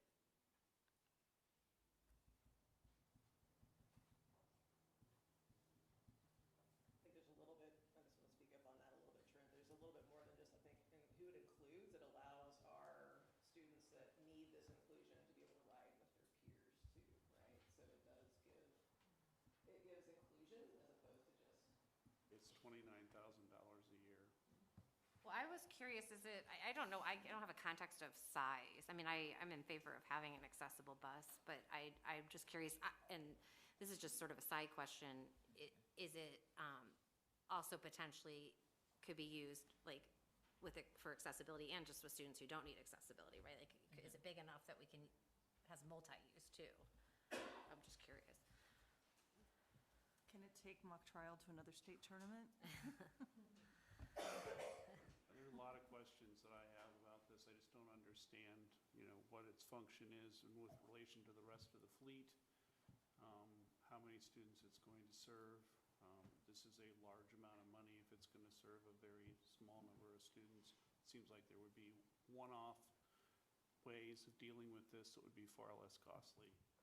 Well, I think we talked about this when we talked about the grants, because we are getting grants. We got the huge transportation grant. We have had a significant savings. And what this allows is currently our students who need a bus that's accessible aren't allowed to ride with their fellow students. And they're not able to necessarily participate. So to me, it is important that all our students have the ability to do that. And so that, I think, was the idea that we had talked about last time, was that with that savings, because we did not have that, this would be a good opportunity to use the savings from the electric buses to be able to meet that need. So that was my recollection of the prior conversation. Is this a action item tonight too, I think? No. No, so we have, so people, no, it's not. So the questions can come back and we can revisit it next time. Okay. That captured the ones he asked. Yeah. Did anyone have any other questions? All right. Thank you. Next up, we have ECC and Elementary Playground Projects by Dr. Ricker.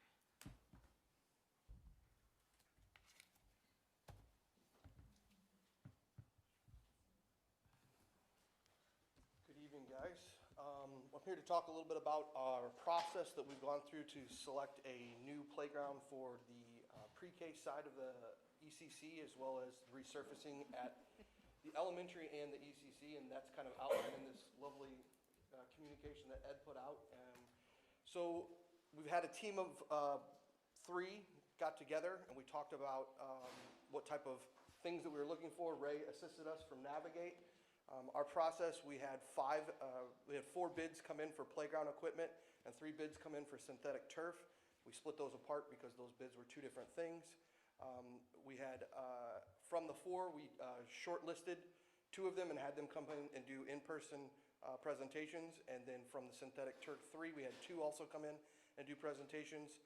So we scored the first round, brought another group back in for a second round for our shortlist, scored those. There were weighted rubrics and measures that we used. The shortlist interviews for the turf were playground consultants and land design. Those were held on May 5th. And we had an equipment in-person interviews and presentations for AB Creative and Great Southern. The recommendation our committee has brought forth was to have AB Creative be the company that we would work with and contract with for the physical playground equipment that would be going in at the ECC. So we would be taking down the wooden structure that's currently there and replacing it with the new system that's come from AB Creative. For the synthetic turf, that would be replacing synthetic turf on the pre-K playground as well as the K through 2 side playground, the wood chips inside the circle of corrugated concrete, and then also replacing the turf and some of the pour and play at the elementary. There are some large holes and some large gaps that need to be repaired. That would become synthetic turf. We went with the playground consultants for our synthetic turf recommendation. If approved tonight as presented, the time and the schedule allows for those things to be put in place over the summer break. We do have some contingencies and some timeframes that we work with Ray to talk about, with rain, weather delays. They did give us some very good lead times for the equipment of a 10-week lead time. Also, with AB Creative, they were able to do a live design, so if we select them as their contract and we want to change some of the elements and see what the orientation looks like in the physical layout, they can do that virtually. They can show us concepts and they can show us renderings of what it will look like. And then 3 to 4 weeks lead time for the turf. One of the unique things and why we selected the turf company, the safety pad that goes underneath the turf is 1.5 inches thick. It is 100% recyclable materials, and it has a fall height of 9 feet. So if you were up high 9 feet and you were to fall off the structure that we're asking to be put in, that would be safe up to 9 feet. So those are some great things. We really like the view of the turf. In the presentation, they painted a picture of people having a picnic on the turf rather than on the pour and play, because the pour and play gets very hot. There's some very unique features with the turf that will be able to cool things down. But that is our recommendation from our committee tonight for the board's consideration. If you have any questions, I'll be happy to answer them. When we talked about this in our for our resources meeting, the original proposal was to do this in 2 years, but then we pushed to have it all done in 1 year. Is this all doing everything in 1 year and this summer? There would be the contract and the schedule that we put in the RFP, and we had them, was to have it done and completed this summer. And you're doing all of the playgrounds? Of the three that the ones that we outlined, the ECC playground, the ECC main playground within the concrete area, and then the things that happen at the elementary as well. Okay. Thanks. That's all we have, right? My question is around the turf. Is that, what do we currently have? And I'm just, actually, maybe my question first is, was this part of something we budgeted already? The playgrounds, this is an additional, so this is coming out of that same pot, so we're now at, what were we at before? I'm just trying to keep track of it in my head. 2.7. And then we went down to 2.5, so this would be down. I'm sorry, I think Ray said 2.6. Okay. 2.6 to 2.4, I believe. Okay. Yeah, sorry, 2.6. And then this is about, about 650,000. For the playground. Right, but altogether. Are our three things just presented is around $1 million? Did I get that right? Ray, while they're Like across the looking, three. does the cost that's being reflected also include the lights that were actually tabled for the high school field? I think that was another $375,000 that's still sitting. And so I think it's probably best to give the board a clear picture of funds. Look at him, he's got a printout. He does. So kind, So- thank you, Ray. Look at that. I don't think it's got uploaded, Okay, but it might be very helpful. okay, thank you. Deliberation. Yes, it is, lovely. So, All right, yeah. no, I already seen it. So Okay, and there you go. it's not included, budget for new, if we do new field lighting, so I think the money was put back in Yeah, before. we But we're decided still not here, to do right. this, so the money's still sitting there. So it can be Oh, redistributed. it's not, yeah, okay, gotcha, so that this is shows- really plus This is this. recapping what's available again, Okay, and then down at the bottom says if it's approved, what's left, okay, which was the question that came from the yes, board. yes, And thank you just so much. As a follow-up note, I did have Ray and Dr. Dietrich to look into the cost differential for the pour and play and the turf. And to my surprise, pour and play was more expensive. Interesting. I said the same thing, so.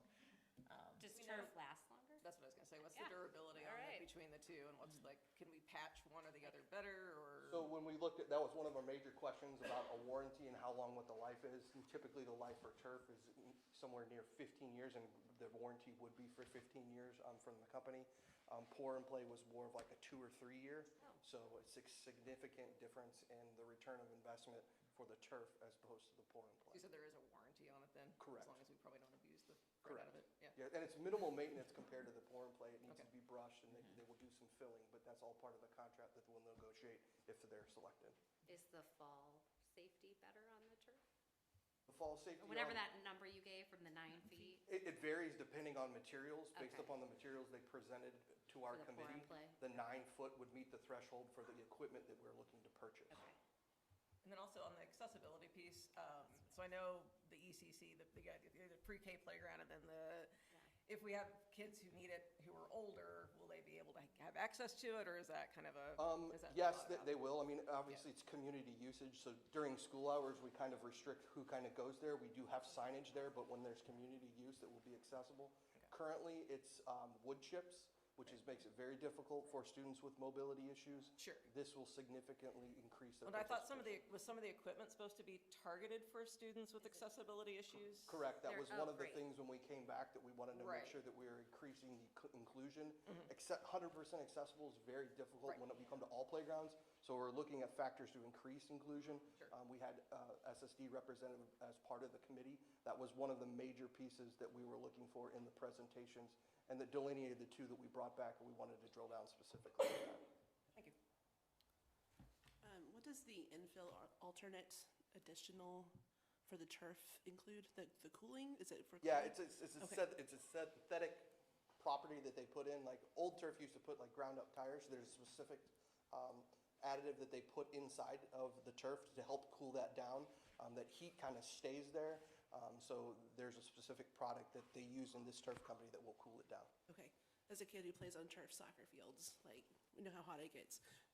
So hot. So do the budgets reflect the cost of including the infill on each of the playgrounds? Yes. Okay. Yes.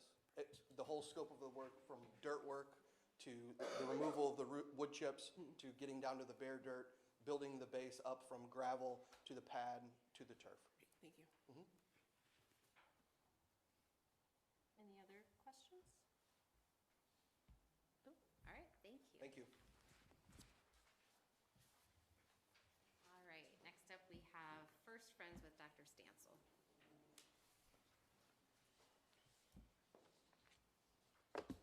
Good evening, everybody. I'm back.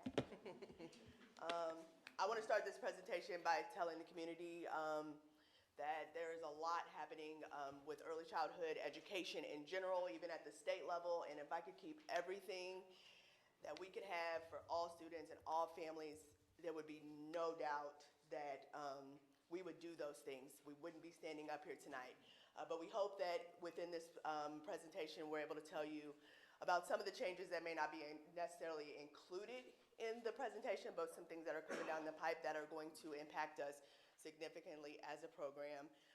And we actually have been talking about the analyzation of First Friends over the last couple of years when we come every winter to talk about our overall programming for preschool. And so here we are.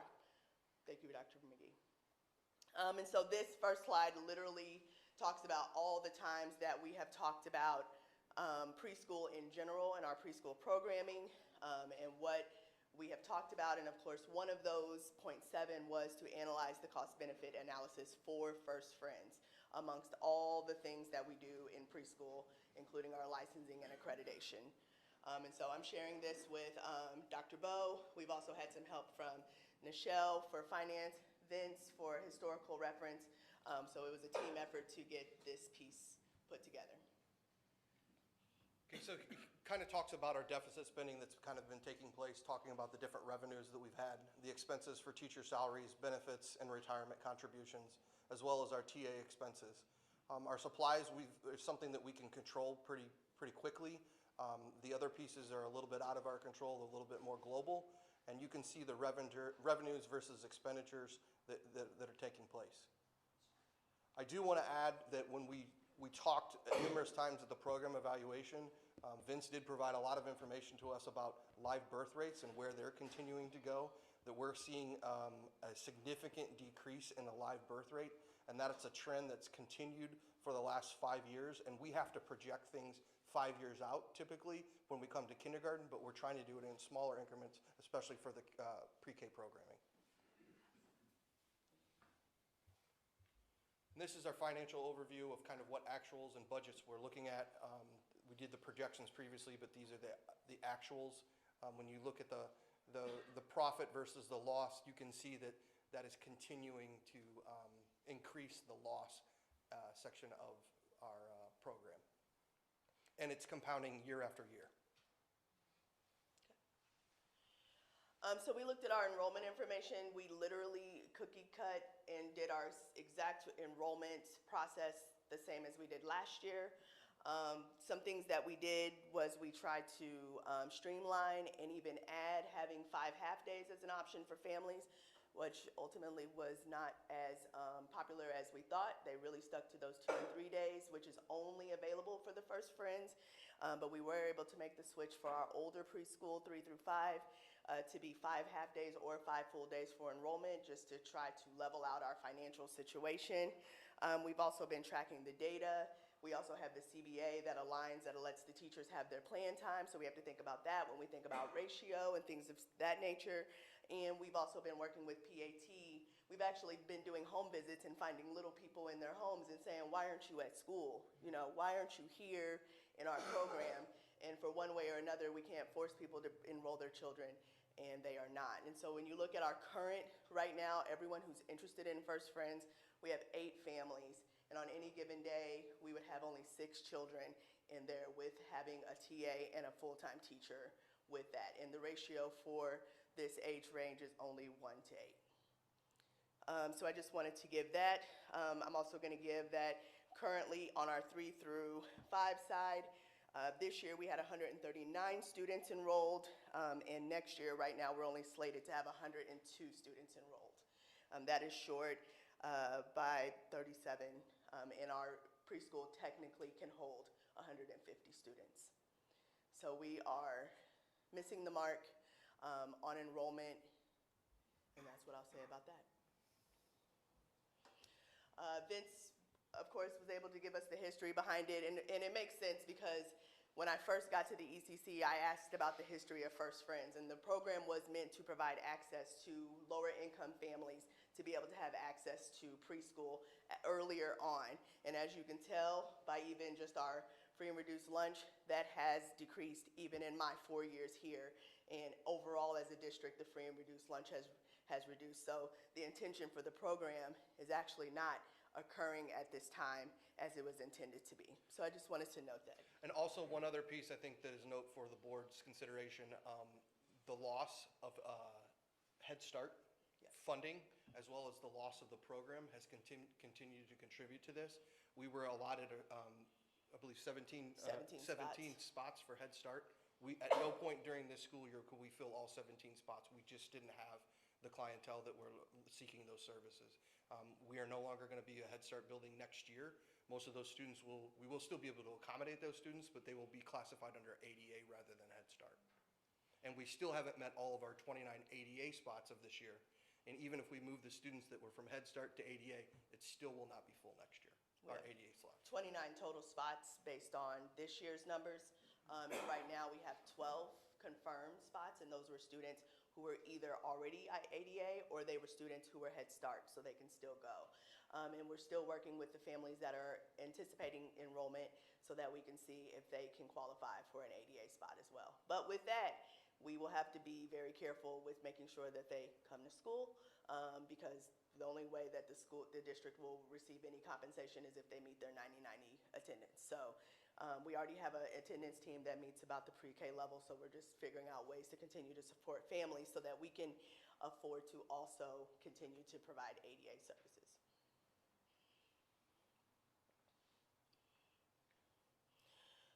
So the current impact is there's no current impact on licensing or accreditation standards.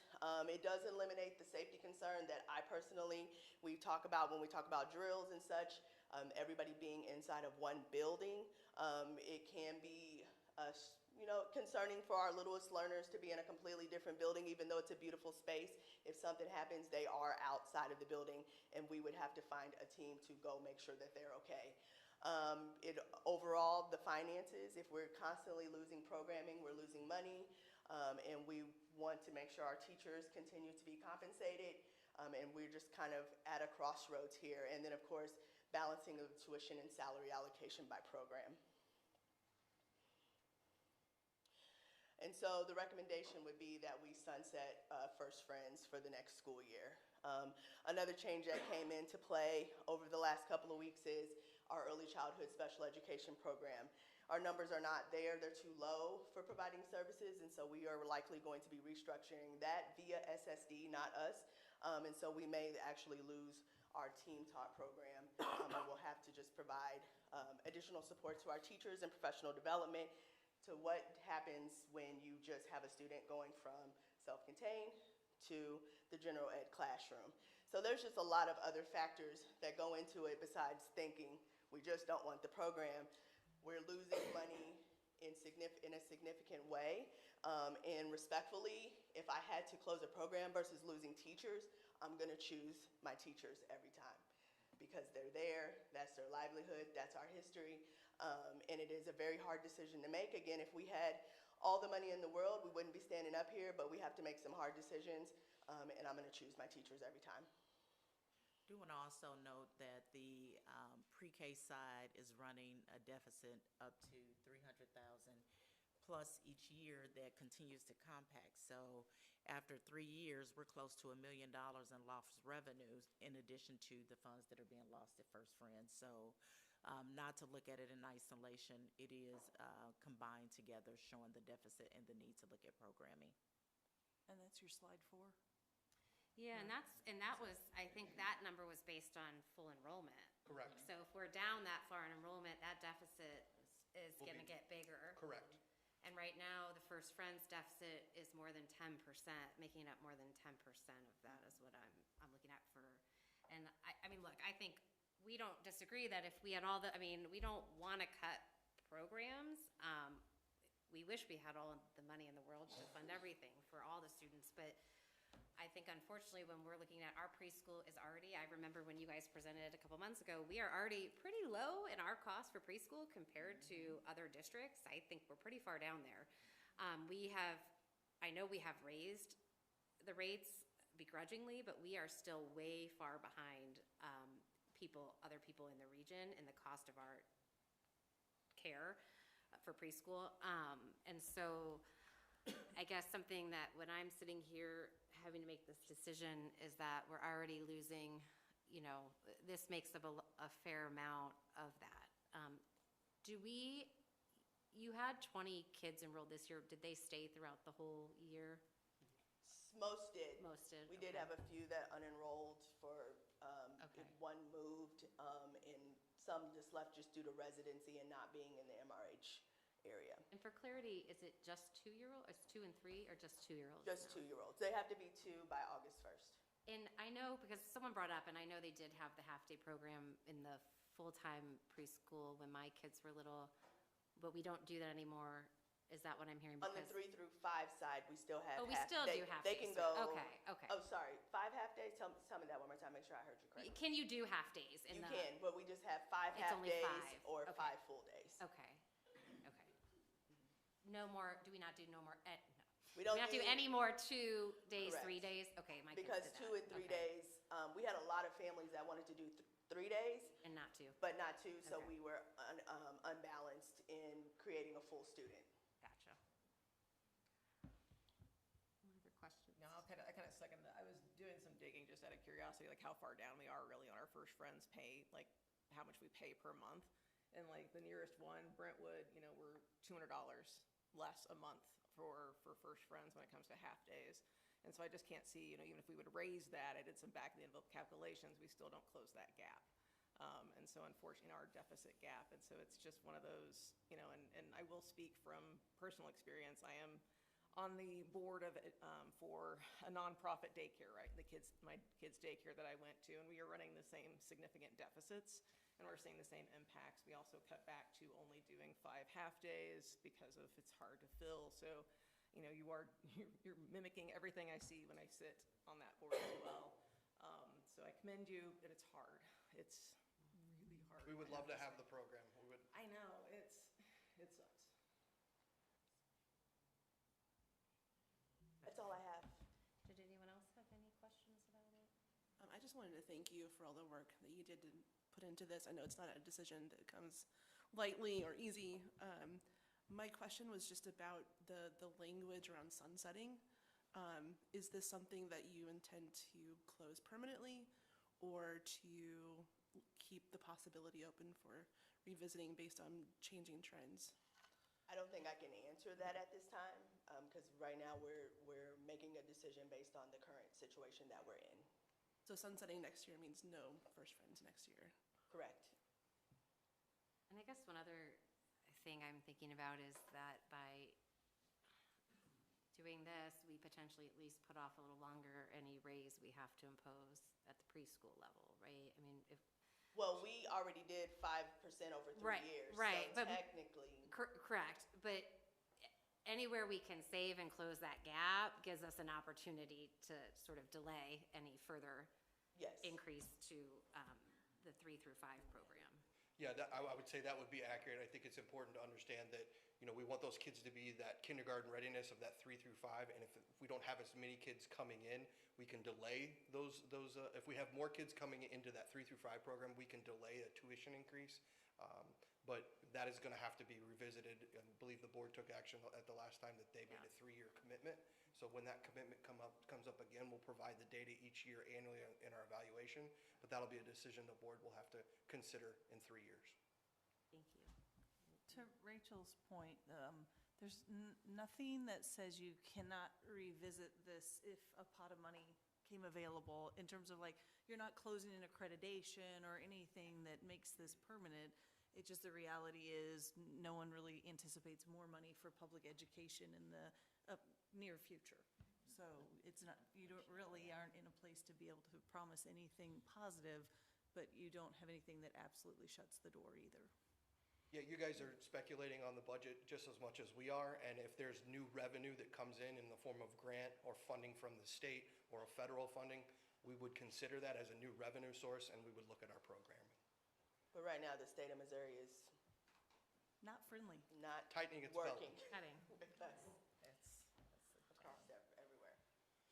I think what we're seeing across the board too. I mean, just as height, not to beat a dead horse on this one, but you know, all the COVID money that these pre-K programs were infused with is now running dry, and now you're seeing them all shut down across the country.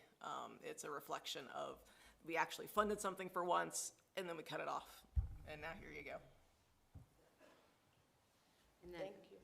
So I'm sorry. This item is not for action tonight. It's for, I think, next month. So if people will still have an opportunity to share their thoughts with us more. So, all right. Thank you. Thank you. You're welcome.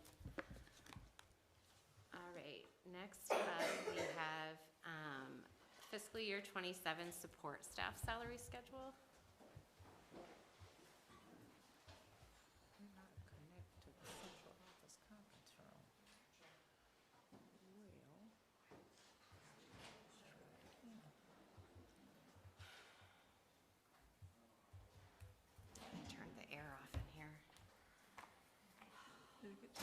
Miss Jonas can hit that. Can you turn it on? Yeah. Thank you. I was excited. I was right in front of it tonight. Everyone's always cold. But it looks like it's on a program and it Not turned me. off at 9. Like now we're back. Which is up good at, for our budget. Yeah, it's great, but we're still here. Lights are on, air needs to be on.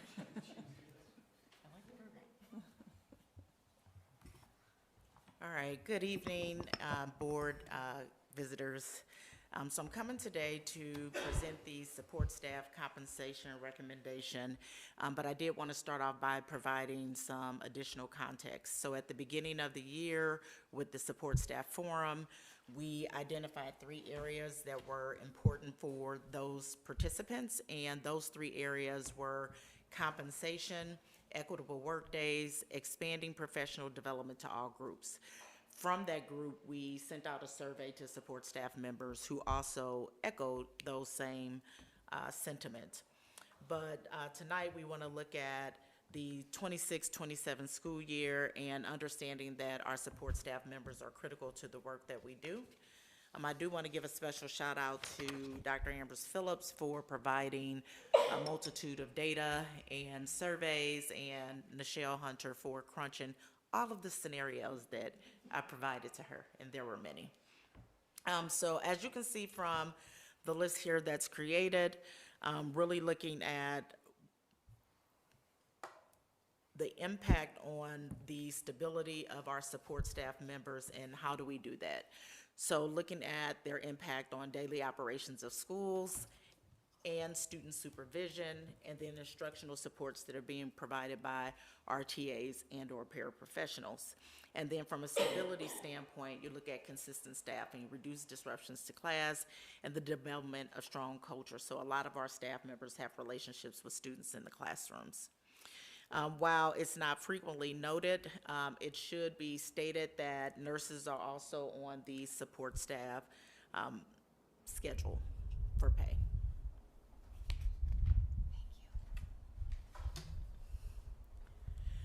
So how do we get to this number and this recommendation? You don't make these decisions in a vacuum. So we looked at a couple things. We looked at surrounding districts, the regional market, small districts that mirror the size of ours, plus or minus 2,000, because we are a fairly small district. And then we also looked at support staff that live in our community and actually serve in our community, and then those who actually depart to actually serve in districts that are surrounding. And what we found is that individuals leave to go in other places, not because of the size of the district, but where it's more competitive. So this slide here just kind of points out what we will be proposing as we go through, and proactively looking at retaining and recruiting staff for our support staff positions. And so what we're looking at for this particular item is a baseline increase of 2.25% plus a step. So all of our support staff members have schedules. They will receive their step and an additional 2.25%, and this is to help with the cost of living adjustment. The other item that the group asked for was an additional workday as a means to address calendar equity. There is one day added in addition for a recommendation for the eve of Thanksgiving for the board's consideration. And then the last item that was requested was the teacher assistant differential. And that one was to pay the differential for our TAs who actually serve as lead teachers when our certified teachers are not in the classroom. So as we looked at the data, we looked at districts that had plus or minus 2,000 kids. Some are a little bit larger. And we also looked at districts that influence the market expectations. So districts like Rockwood, a Clayton, a Kirkwood, who prides themselves on being competitive. And then in looking at this data, understanding why we need to retain the teachers that we need to retain. So this slide shows where we're ranked for each position. And as you can see, the bus drivers are #1 in the region, and that was due to the board's decision to increase the initial starting pay to $24 an hour. But you can also see at the bottom of the list, custodial supervisors are at the bottom, as well as benefits specialists and building secretaries. So the goal is to be at the top part of the salary rankings among school districts. And right now you see our accountants, maintenance, and registrars are at the higher level.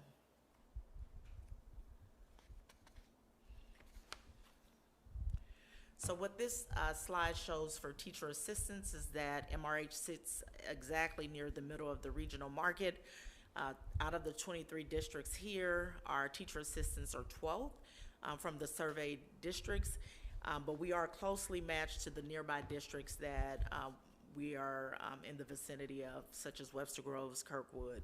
We still lag behind some of those top paying districts like Lindbergh and Special School District.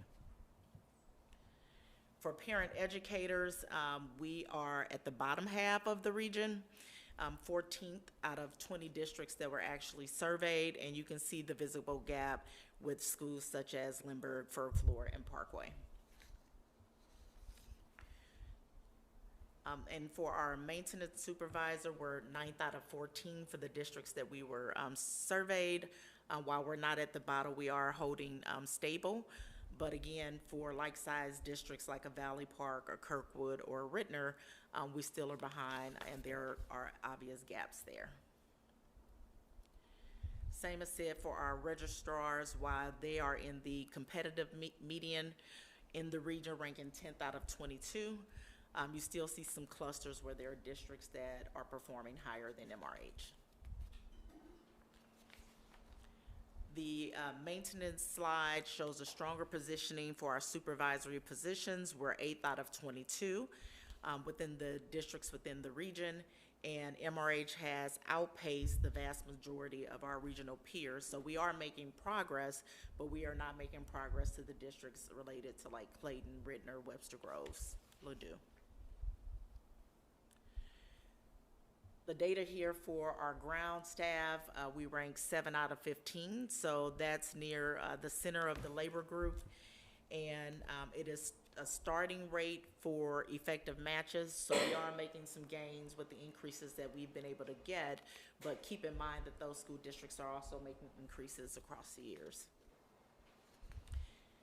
So as mentioned before, bus drivers are at the top rank for the region, ranking 1 out of 12, and again, we've outpaced surrounding districts due to the aggressive approach for recruiting bus drivers. So this slide for staff ranking for custodians, the data did not pull for MRH, but you can see where we are here, but based on the internal data that we have, our custodians actually lag behind their counterparts. Our secretaries are actually in the top tier or the top quartile. And so I know there have been lots of conversations around pay for secretarial staff. We are fairly competitive within the region. And the same is said for our accounts payable. We're in the top tier in comparison to the districts that we reviewed. Our benefits specialists, while not too far at the bottom, ranked 6 out of the 11 districts that we looked at, so that's probably at the 50% or median mark compared to surrounding districts. So we are making progress, but we still are behind a Ladue, a Lindbergh, and Floor. So the accountant is ranked out of 5 out of 11, and again, you can see where those gaps exist. And then custodial supervisors are also at the bottom part of the scale when we're talking about ranking 8 out of 12. And depending on vacancies that we have, they are much more competitive, those who are above us. So I wanted to get to this side, which is the financial impact salary percentile position, and just kind of point out what's here. So this is basically an aggregate of the percentile graph highlighted for the roles of bus drivers, accounting, accounts payable secretaries, and how they sit in the upper tiers. And so we are making progress there, but we still do have some of our positions that are at the lower level, and you can see those visibly: parents as teachers, custodians, and then maintenance supervisors. This slide shows the financial impact, and we broke it down into 2 groups, and I want to be very clear. The nurses are not on the teacher salary schedule, but when their salary schedule was created, it was created based on the teacher salary schedule, but they are part of the support staff, and their schedules are actually created that way. So in looking at this from an overall financial impact, to give the board a full context, if we were to change nothing and only give our staff steps, we would be paying approximately $30,332.74. However, looking at the market and some of the calculators that were available to us, we're looking at least a 2.25% baseline. So with the differential and the added day, the cost factor would be $5,472,123.07. So the difference between those two numbers is $441,790.33. So the recommendation to administration for support staff would be a 2.25% increase plus the step, and that would be for all of the categories for the varying groups. In addition to the additional day, which we're calling Thanksgiving Eve, the calculation has already been completed for that. And then the TA differential, I do want to point out that we budgeted for the high level, and we removed the anomalies out of the differentials for those absences. But depending on when staff is out, based on the number of days that they're out, that amount will be lower than what we're anticipating for that.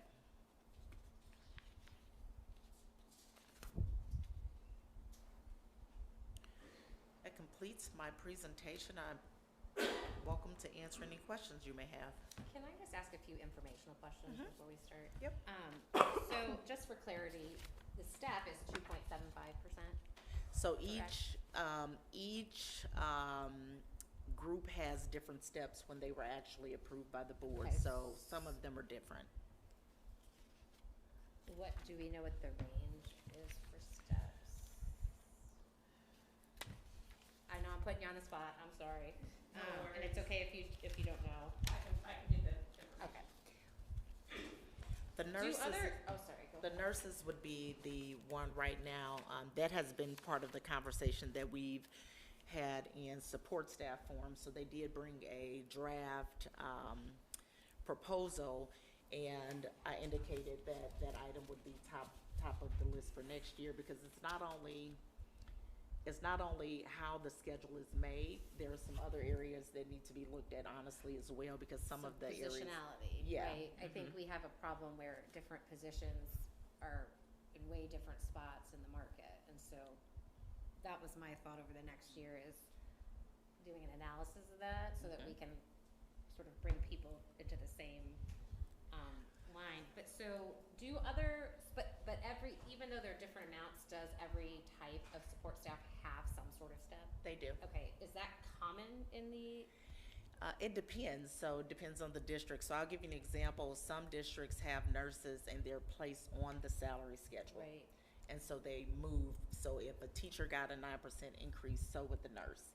But you have others who have pay schedules just for a group. So we probably have more pay schedules than the majority of our colleagues. I know that Dr. Ambrose Phillips had completed some work on that and may be able to provide some additional context. And that's my question, sort of taking nurses out of it, since they're a little bit more similar to the teaching staff, so our other support staff, is having that automatic step something that you found is prevalent in the industry, like in the surrounding or competitive districts? Do you mean on the salary schedule? Yeah, like how every year we have a schedule automatically, there is some increase. Correct. If we So don't. if a district has a support staff salary schedule in place, Yeah.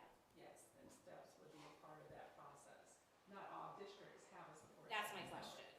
Yeah. Yeah. If you recall, when I started, we did not have a support staff salary. Right. Do a lot of other districts have them? Is it sort of like have to? I'm just curious where we sort of. I would say of the 22 districts that are in St. Louis County, about 75% of them have them. They have I'm them. gonna go Okay, ahead so and it's say common. Yes.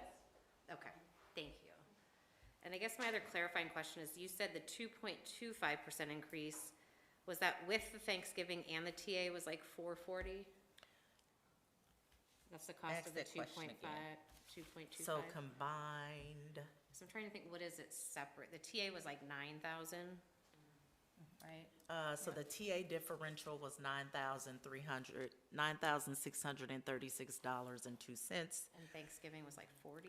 $20,695.73. Okay, And that includes benefits too. okay, thank you. Those were I just was. Okay. Anyone have any thoughts, questions? Would the step be first and then the 2.75 added onto the new base pay? Or would it be reversed? Ask her a question again, please. So would the step be added first, new base pay, and then the 2.25? Or would it be 2.25 and then the step? Or are they added together? And No, they're not together. Let us get back to that one. It's the step first, then Yeah. That's what I would. Which would be a Okay. higher base pay for the 2.25, right? Because the Yeah. additional is not Step. given. The step, if you have a salary schedule in place and you advance on that salary schedule, then that's something that's gonna happen regardless if you Yeah, get an additional 2.25%, so that happens first. that happens first, okay. So it's not 2.25 on existing salaries, it's on the new salary. What's the difference? It's a higher salary. Thank you.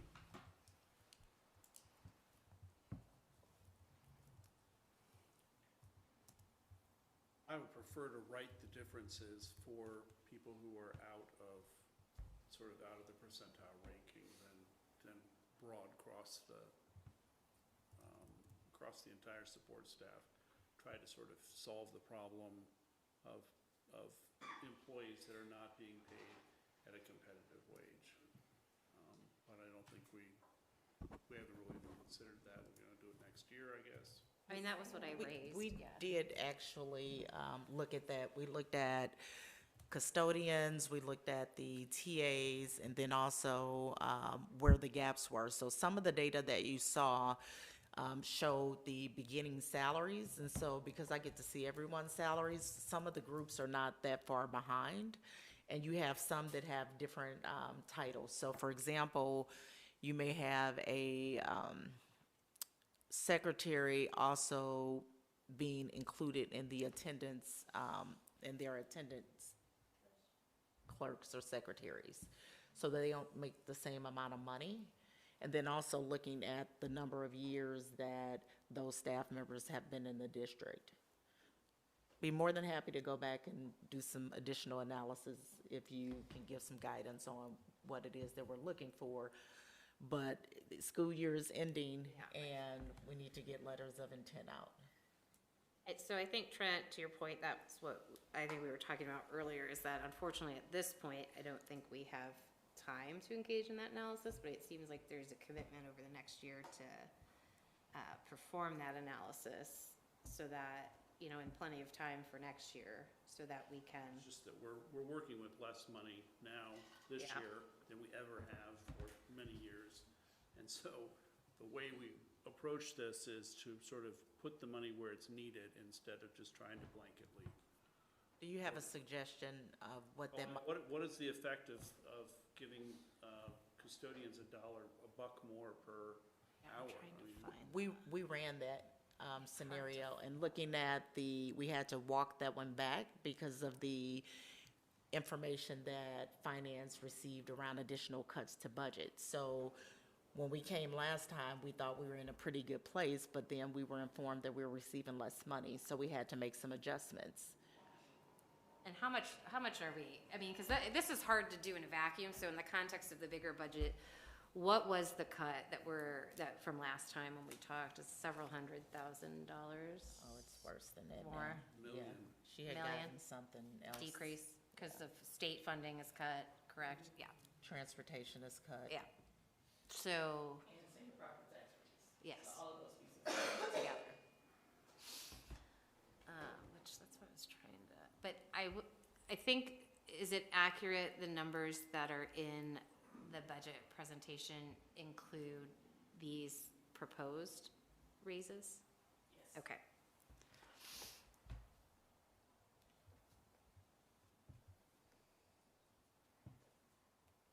Does anyone, this is an Trent, we action do- item for tonight, so if people have questions or thoughts, this is the time to. We do have the analysis for the cost to give custodians an additional dollar. We ran those numbers. It just wasn't cost prohibitive this year. Was that in addition to the 2.25% plus step? Or was that I think we. That would have been an increase to their salary scale plus whatever step was already built into the current scale that they're on. Which would have been 2.75%. So they would have had $1 plus 2.75%. And we don't, I mean, other districts are still in the process of doing this. I know SSD just froze their pay. I don't know what other districts are doing. So it is potentially with this increase, people could, I mean, we could end up higher, and that's not that helps anyone pay their bills. Like, we realize that if we had enough money to pay people what we could, we would. This is really hard to do but we are trying to, at least with what we have, get people as close to what is it in this region. Yeah, I'm pretty uncomfortable voting on this tonight based on the fact that we're not really looking at it in the context of the entire budget. Can we pull out? Is it possible to, like, where? Because it is hard. Where would it be? Let me pull it up. Oh, I think.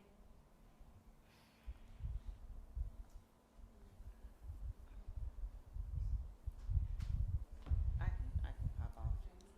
Yeah, I'll pop off. Here we go. I mean, I would rather give a less overall raise, so less than 2.25%, and write some of the competitiveness now than do it next year. We don't have money to write it next year, so I mean, if we're gonna write that, we should write it now and not. Less people next year. So in the. What do you mean less people? So in the board note, I dropped in some information about varying analyses. And so with the approach that we're taking this year, the individuals who would need to be addressed if we don't address the custodians would be nurses and custodians, because everyone else, for the most part, are placed in a manner that's considered competitive. And so because the custodians are so low on the list, the financial burden of actually bringing them up wouldn't be such a heavy lift. But we did look at those. We looked at everybody. We looked at inequities. So I think the point is, if we did that now, you're saying your recommendation would be to employ the custodians only raise and not give any other support staff. Is that what you're? Or lower the overall support staff raise so that we can write the salaries to make them more competitive. For custodians in particular, it seems like there was one other, it was parent teachers.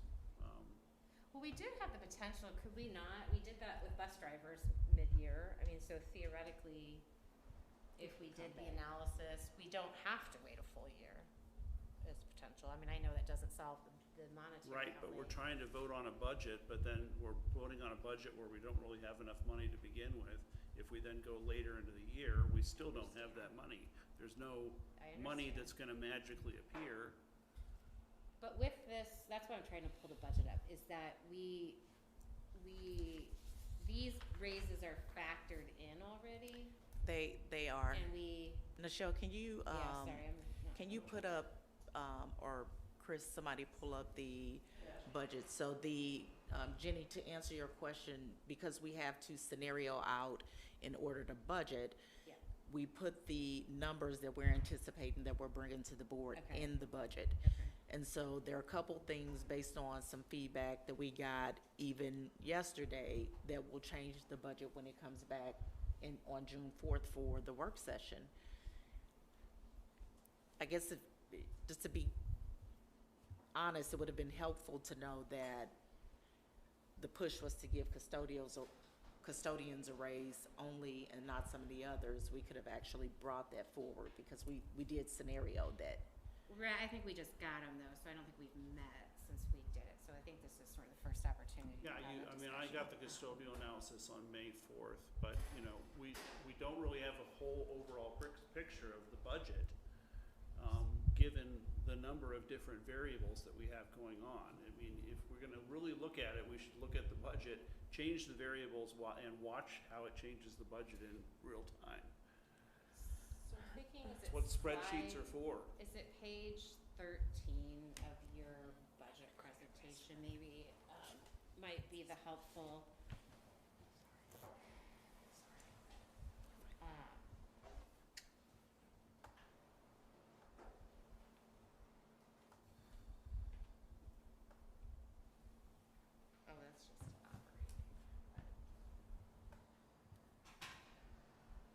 this slide is reflecting the proposal. Yeah. This slide is reflecting the 9% raise for our certified staff. Which is a given. Which is a given. Right. 3% for admin and 2.25 with a step for support staff.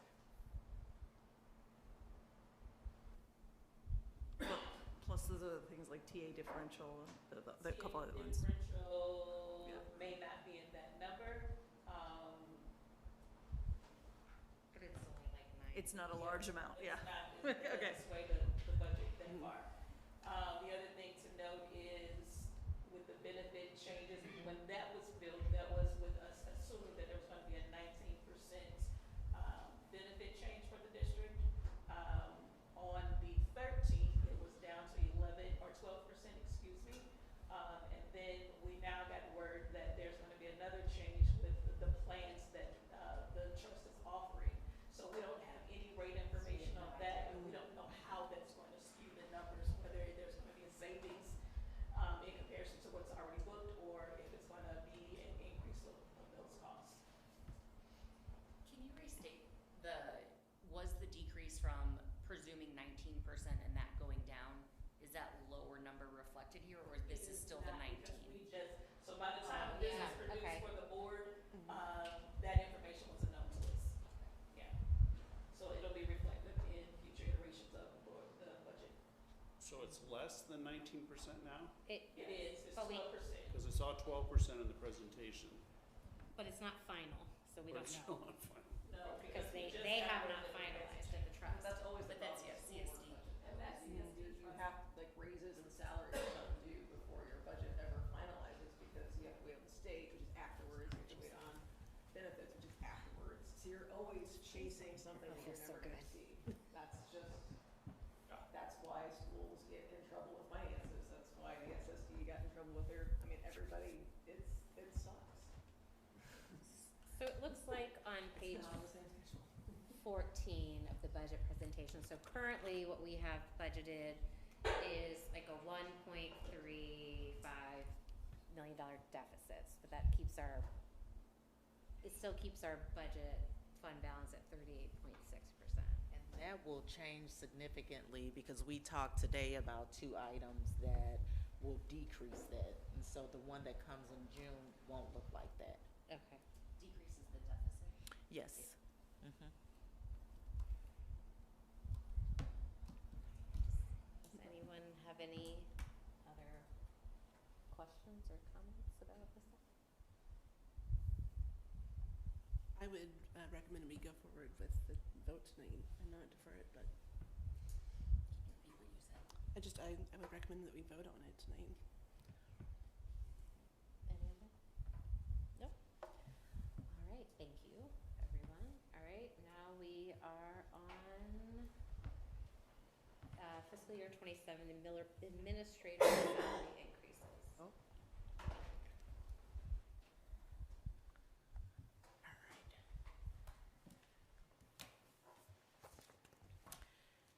All right, I'm back before you again, presenting administrative compensation recommendations for leadership team for the 26-27 school year. Again, just want to give a special shout out to Dr. Ambrose Phillips and Ms. Hunter for giving me the data that I needed to put my presentation together. The information here is no different than the one for support staff. Just want to point out the why behind compensation raises for administrators. Is not about the budget line item, but more or less about them being the drivers for organizational health, which includes maintaining and retaining teachers and identifying the best talent. So by having competitive wages, we're able to keep them in the seats. We use a similar factor in order to identify how the compensation recommendations should be made. The process was systematic and also objective. We looked at the cost of living adjustments reported by government agencies, market competitiveness through regional St. Louis County data, And we looked at the internal equity to ensure alignment across various roles, because we do have some principals and assistant principals where gaps exist. And then lastly, we looked at the district's financial position and were we able to give a raise. So a couple of the questions that we received were around like-sized districts and also surrounding districts that might be a little bit larger. And we also received questions around budget size, tax rates, and how we fare with districts with the same tax rates and budgets. That information can come back to the board to be shared. We also looked at regional labor market competitors, and I know we often want to look at like-size districts, but a lot of our educators are not going to like-size districts. They are going to apply at districts that are larger and are more competitive.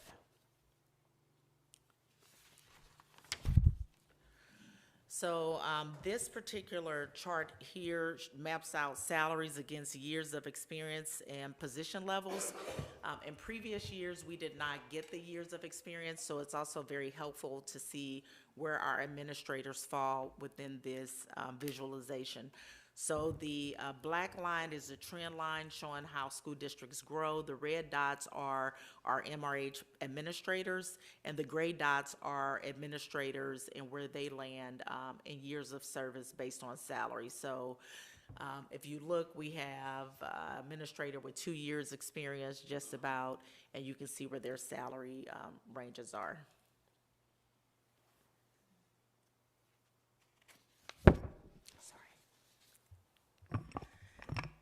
The second slide also shows positioning of administrators for high school, elementary, and middle school.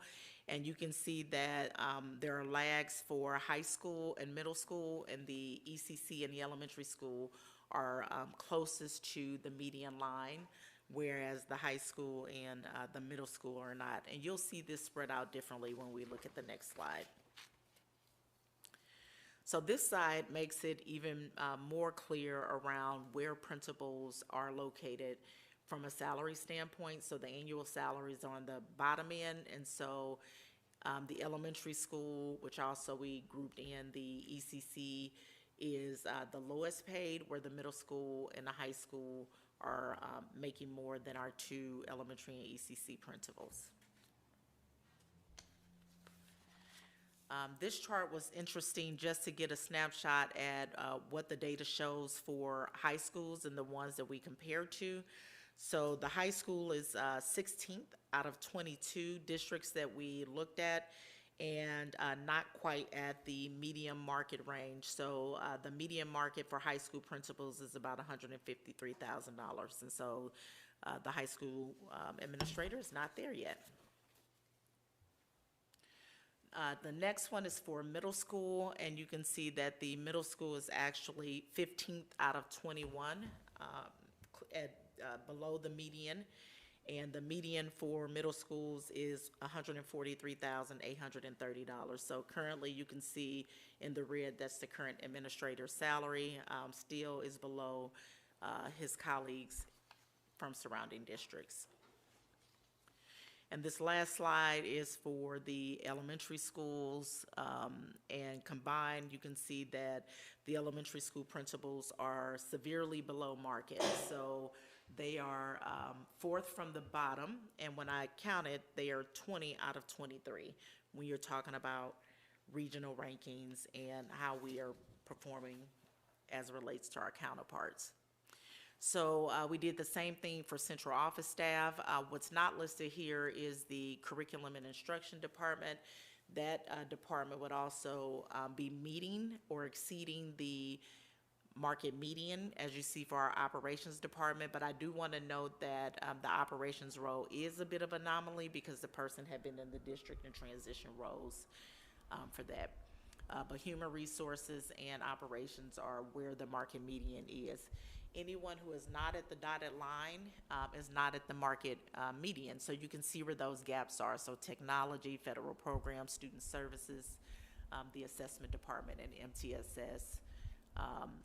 Business finance is a little bit better positioned, but still behind those. The other question that was asked was comparing the county market median and looking at what those gaps are. So you can see here, same data with comparison. The larger the gap means the farther we are behind. So that would be, again, the tech department, Fed program assessment, and you can look at that for the rest.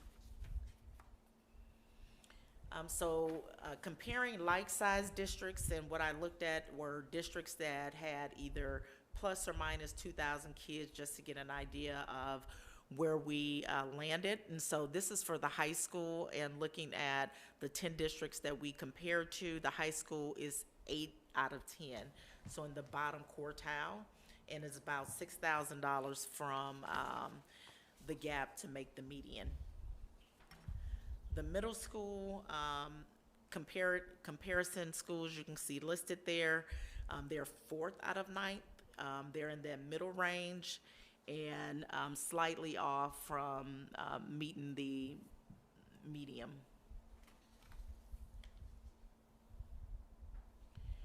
And this is what the data shows for the ECC and the elementary school. So the elementary school is slightly over the median, where the gap exists is at the ECC. So the ECC is 9th out of the 11th. It's at the bottom, so there's a $2,000 deficit or gap in the administrator's salary, and MRHE is slightly over, so would be where we would want her to be in comparison with the other districts. And same information here, just gaps shown for central office. So the 3 that are actually closest to the medium are operations, human resources, and the curriculum department. You can see where some of the other gaps fit, but we are closer together in the aggregate for districts that are like size for the positions that we have.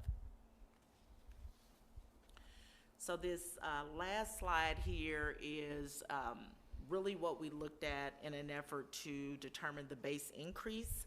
We looked at the Bureau of Labor Statistics, the Missouri wage growth, which is trending at around 4.1%. And based on the numbers that were there, and also the cost of living assessment or increase, the recommendation was to look at 3%. And so what we did is scenarios from 2.75% to 3.75% so that the board can actually see what the cost differential would be for each of those comparisons.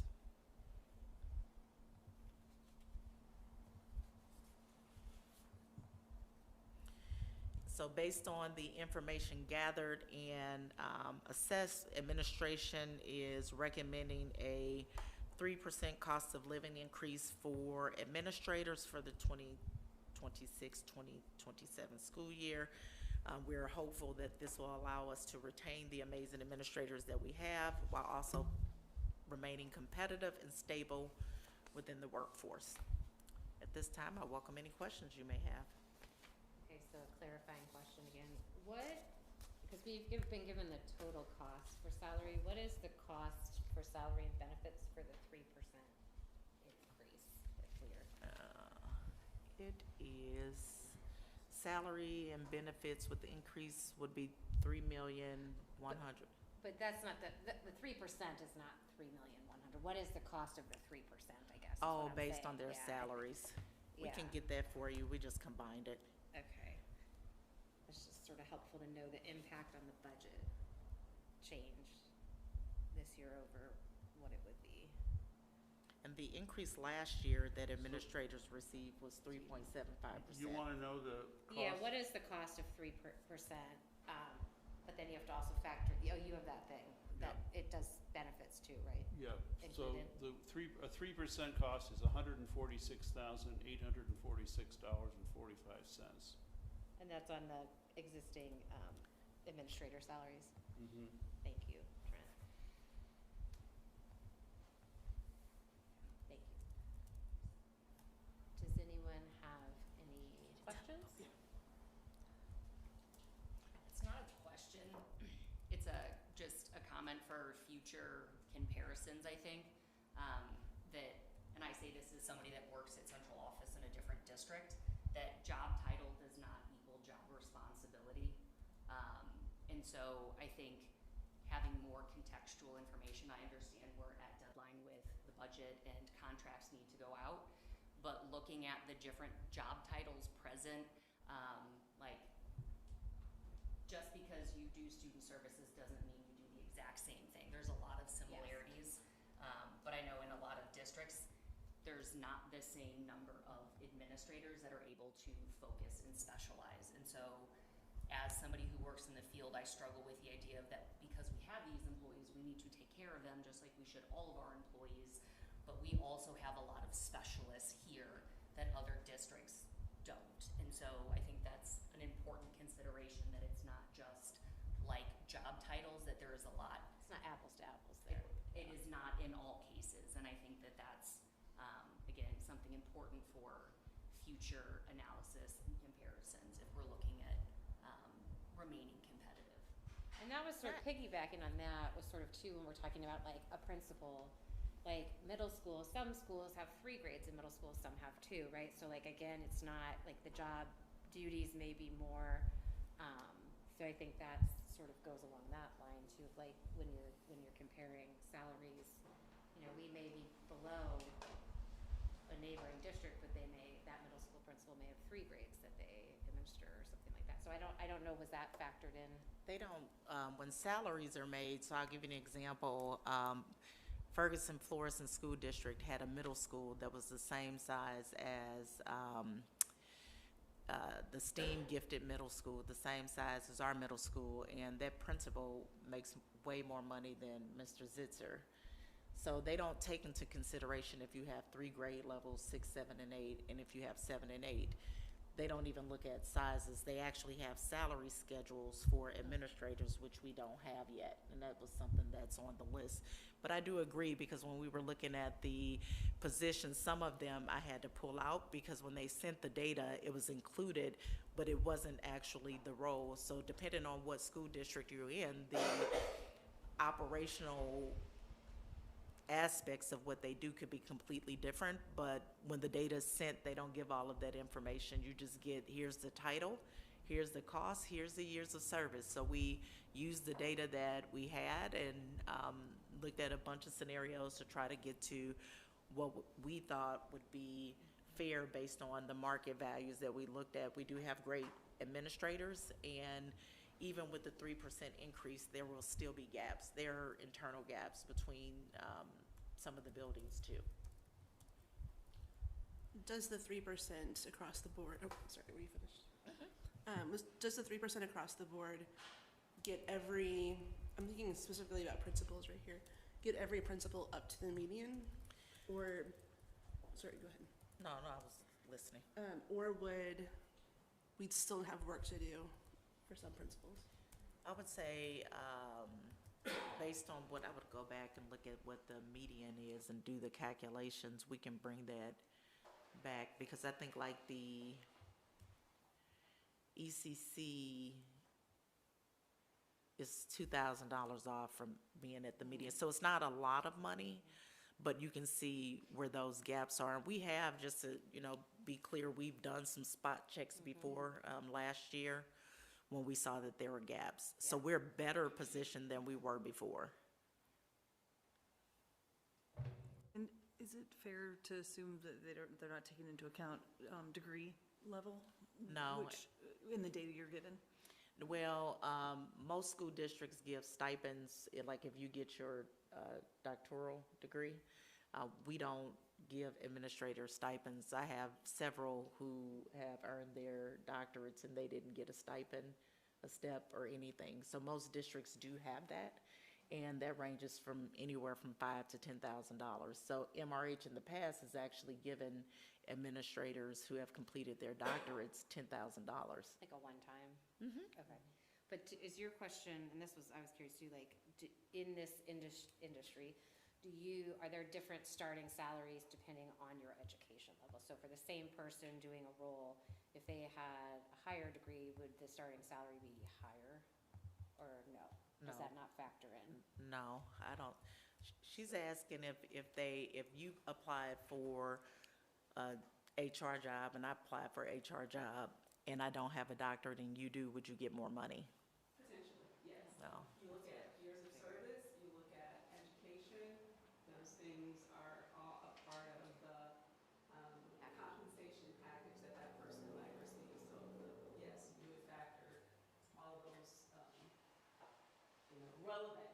to that position. If they have salary schedules. Right, so if they Yeah. have salary schedules, but typically, advanced degrees is something that individuals would look at, especially if it is specific and related to that position, right? So there are times when someone has a degree that's an advanced degree if they have a law degree like you, but we are hiring for an admin position, so it has to be something that's relevant for the role, but then, of course, we would consider that. So then averages, using averages is maybe not the best way to measure things. Same Be- way. Well, because if you're looking at just averages from all these different school districts, we have no information about all those different intricacies of the amount of experience, the amount of education in the area, their, you know, their tenure in the district, you know, how long they've been there. We don't have a lot of information. Some of that information is available to us. To Lauren's point, I think what she was trying to articulate, and correct me if I'm wrong, is that oftentimes what we don't have is actually the roles and responsibilities of each person. Skills, yeah. So looking at how their departments, their staff, how many people are helping to support that work, what work is on that person's plate, what all are they managing. In some instances, for me, I'm HR and I'm DEI, so I'm in two different categories. There's a professional learning network and a cohort for DEI, and there's one for HR. So I think, you know, the positions are different based upon the district, and I think that's more a factor than the years of service, because we do have that information about the years of service. Years of service in Missouri and years of service in the district. You might not have their educational background to know whether they have a master's or doctorate, but you do have years of service. The years of service, Trent, is actually on one of the slides that I presented. Yeah, it's one aspect of many different aspects that go into what you are paid. Right, but I think tonight it's just like, they don't have a salary step, right? We haven't established that for them yet, so if we don't give them anything, they remain at the same wage, which I think. Without a contract, which Right. means that they can be hired from So I someone think for else. the purpose of the lateness in time, let's, you know, this is for this year, we need to give them a raise. I'm for it. Any other questions? Comments, anyone? Okay. All right, thank you. Now we have. Oh, where are we on this very line? All right, we are at policy batch 2026A, first read. All right. This one should be quick.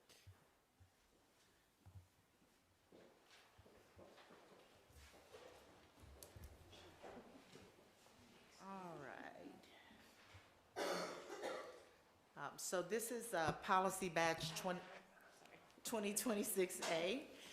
There were a total of 10 policies with one regulation. I'm sure everyone had an opportunity to look over them. Of the policies that were indicated, there were several that were recommended to be rescinded. So the rescinded policies were AF, IA, and BJ. And then the regulation that was presented to be rescinded was regulation BDDG-R1. The rest of the policies, AD, BBA, BCE, BI, BDDG, BF, BCCA, are all noted to be adopted as presented, and the majority of the policies that were brought forward were due to changes with MSIP, changes in MSBA structures, and to provide clarity regarding some of the language that's included in the documents. Any questions? This is the first read. I'm gonna be real honest, guys, I didn't read these, I didn't have time, so I will have to reserve my comments for next round. I read them, and they've rescinded some and then taken that and added it to others, so it's very, very complicated to see whether or not things have been caught in other policies. No one has time to figure this out. We did go back and look to see if the items that were rescinded, so for example, the one around board notes and minutes, the items that they said that they removed, we did go look at the policies to make sure that those things were moved. Does anyone have any questions? I mean, this is the first read. They're gonna come back a couple times. Does anyone have any questions or other comments about them at this time? Did you have any particular, like, things you wanted to look at? Well, to the investigate policy more? BBA, it almost becomes more vague than it was originally. But they say that they did that because they moved some other language from, I can't remember which one that they rescinded, and it, I don't know. That's the school board powers and duties. So that one also aligns to MSIP 6. So you know how when we do the board agendas, I say it aligns to leadership and I give the leadership number. So this one was actually modified to be in alignment with MSIP 6 and the responsibilities of the board. So those items are there. The board is beholden to MSIP 6. So that's what that is asking, but I can relook at it again. So I guess my question is, so when was the old one then aligned to the previous whatever they used before or whatever? Like, I guess that's my question. If it's aligned to something that's going to change, is there a different way to do it, or a reference to a plan instead of a? Do you see what I mean? So well, I think, well, so DESE puts out the Missouri Yes. School Improvement Program every so many years, and I think Yes. that's just a natural evolution, and I Sure. think our policy gets Just change updated to go every- with it. The things that I read and spot checked in here, like, it looked like general housekeeping and Yeah, okay. redistributing to be more effective, as opposed to having big overarching categories. It gets more specific, like board responsibilities. Okay, but you have this specific policy related to fiscal responsibility in the budget, that it didn't get lost, it just became more specific. I agree, it basically captures everything, but then it's just more consolidated. Because you're rescinding the other ones, you're simplifying it to some degree. Which, I think when you're trying to look for a policy on any specific aspect of board governance, I think it's easier when you can go to one policy that has a lot of specificity, as opposed to going to 3 different policies that have different pieces of specific information. Like, again, it feels like housekeeping.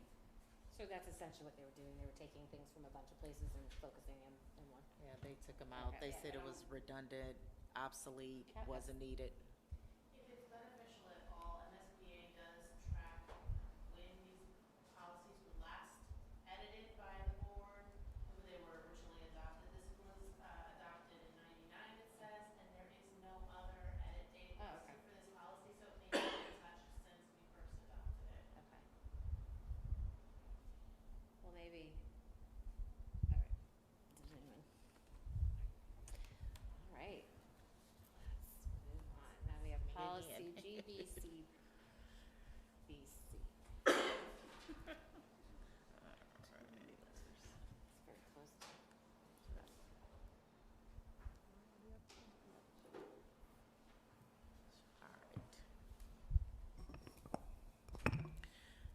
All right, so tonight we will be discussing the absences and tardiness policy, also known as GBCBC. Do want to be very clear about the approach. I did have a conversation with legal in regards to some of the changes. So another policy will have to come forward, but not for the reason that was initially thought. So I'll talk about that at the end. And also to kind of highlight or demystify the narrative that administration is trying to remove benefits from staff, because as we go through, you'll see the data, there are far few teachers taking the number of absences that are there. And this policy is for all staff. I think that was one of the other questions that came up for that. Sorry about that. So all staff not with admin, without admin? So the breakdown, all staff is GBCBC, professional staff is GCBDA and GCBDB, and then support staff is GDBDA. I can have Kat to send you those policies if it will help. So you're saying this is for staff? Or Yes, this is for staff, but there are other policies that talk about absences and short leave pay. I just was giving you the policy numbers, but this one is for, Blanket, everybody in the whole yes, district. all staff, Okay. yes, which was the question you asked. So just kind of looking at what our current policy has. Currently, it allows for 40 days of absences per year, and we allocate 12 days for staff. There is a variance between those days. I think it was mentioned earlier, capstone for the elementary school and also expeditions. Those days don't necessarily count as absences because they were earned there. And then additional days that staff receive that are not noted here are days for bereavement, jury duty, and then also 24 days for pregnancy, birth, adoption leave.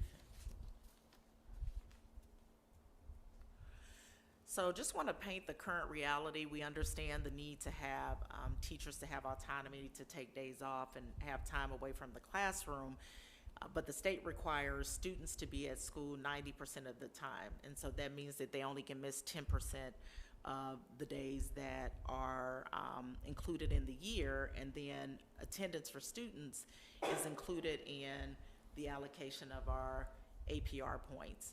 So if we're looking at 173 student contact days, and the policy allows for up to 40 days, and let me be real clear, all of staff are not taking 40 days. That has never been the statement that was made. But there are some staff members who do take more than 12 days in excess, and we'll talk about that. But in looking at the numbers, we're saying that we're okay with teachers missing 23% of the school year, but yet we require students to only miss 10%.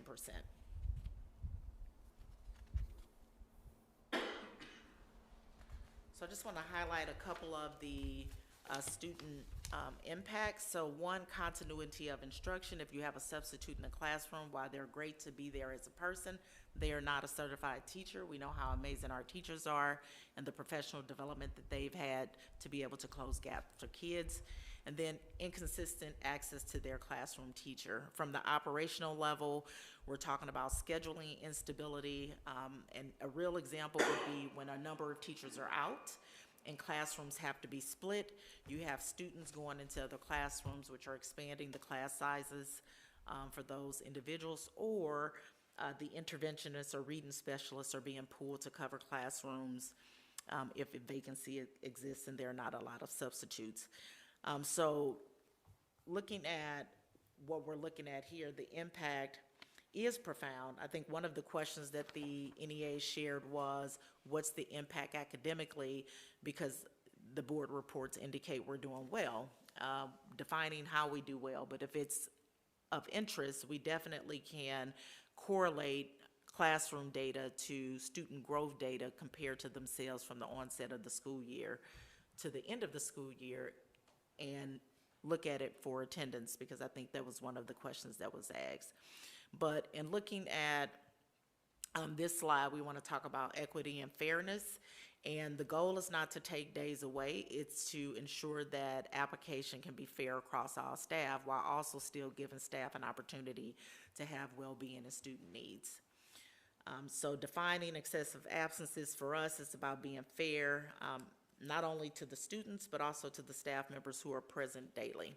This does not include days that are guaranteed to staff, like FMLA for leave for pregnancy, adoption, expedition, jury duty, bereavement, etc. So we did make some adjustments to these slides. I did combine the high school and the Student Success Center, as well as ECC and ECC Pre-K. When the data came to us initially, it was divided. Those schools have the same school code, so we put them together. The number of staff members by building are included, so you can see here the average staff absences by building for the year. And this was based on data that we had back in April. We did get some additional data out the system for May.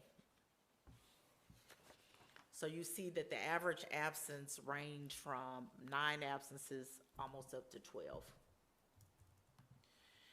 So this slide shows staff exceeding allotted days, and so 17 staff members at the ECC, 13 at the elementary school, 6 at the middle school.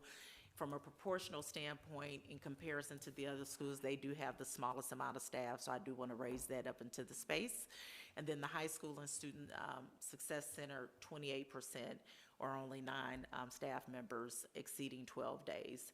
And you can again see the staff members listed there. I do want to note that some of these absences are a result of PTO days taken for FMLA, which leads into the next slide.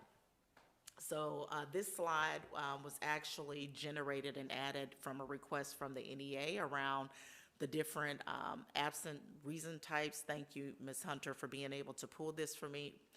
And it gives a breakdown of where the number of days are being taken. So we talk about bereavement, 29 days, workman's comp, 22 days. But if you look at where the majority of the days are being taken, it's for paid time off. And you can see the number there. And then you can see for the Healthy Start model, this system does actually pull out the days for that as well. But we were able to identify the number of staff members who were actually on FMLA, which is noted here. So for this particular slide, it shows the district's absence distribution. The black line signifies the current allotment of 12 days. The blue line is the mean, the average days that are taken. And so again, if you're looking at 9 or 10 days as being the mean, the majority of our staff don't take 10 days. And I will continue to say that, but we do have staff who have not exercised or who are not experiencing or using FMLA who have taken 24 and 25 days of school, which means that there isn't a teacher in the classroom. So, you know, teachers do come to school. The data says that, and the impact, while not being seen here from a standpoint, when teachers are out, we're also paying for substitutes to come in at the rate of what Kelly Services charges. So this is the district's annual allotment. So we're still in the same range. I put this here because I'm always curious at what do surrounding districts actually provide. We're in the same range. You got a couple districts that give a few more days, but I do think we're, based on the districts that we're connected to close in the allotment that are given to certified staff members. So this is a slide that I want to spend a little bit time on for the excessive absence threshold. And so our policy currently has 40 days, but you can see that there are other districts that have 20 or fewer days. So our neighbor around the corner has an excessive threshold of 4 days. Fox and Melville, 10 days. Ladue, Kirkwood around the corner, 16, 15 days. Valley Park, Hazelwood, U-City, 20 days. So the request to have 20 days for a threshold is not outside of what public schools are currently doing. This slide shows the usage compared to threshold. And so if we give 40 days a year, the actual 90th percentile, they are only taking 15 and a half days. The actual average days is 9.7. And what administration is proposing is 20 days. And so again, there are very few staff members who are taking 20 days. No one's days are being removed from them, but the goal is to ensure that we have highly qualified teachers in the classroom with students. Now, I will say I appreciate those colleagues who are comfortable with reaching out. So the NEA did send questions. We did respond to those questions. We're still waiting on some additional data to send the other information back. But those questions have been provided. But I also got an email from a staff member, I will not say who that staff member is, who offered a suggestion around what this could look like. Agreed with the 20 days, was fine with the 10 days per semester, but asked if consideration could be given to increase the absence per month to 3 instead of 2. And so that's something that we'll take back and bring back when this policy comes back in June for consideration. And that would then fix the challenge of the policy that I mentioned before that would need to come back based on legal, because the policy that we're bringing forward is fine per legal. The policy that we will actually have to modify is GCBDA in order to align with the collective bargaining agreement.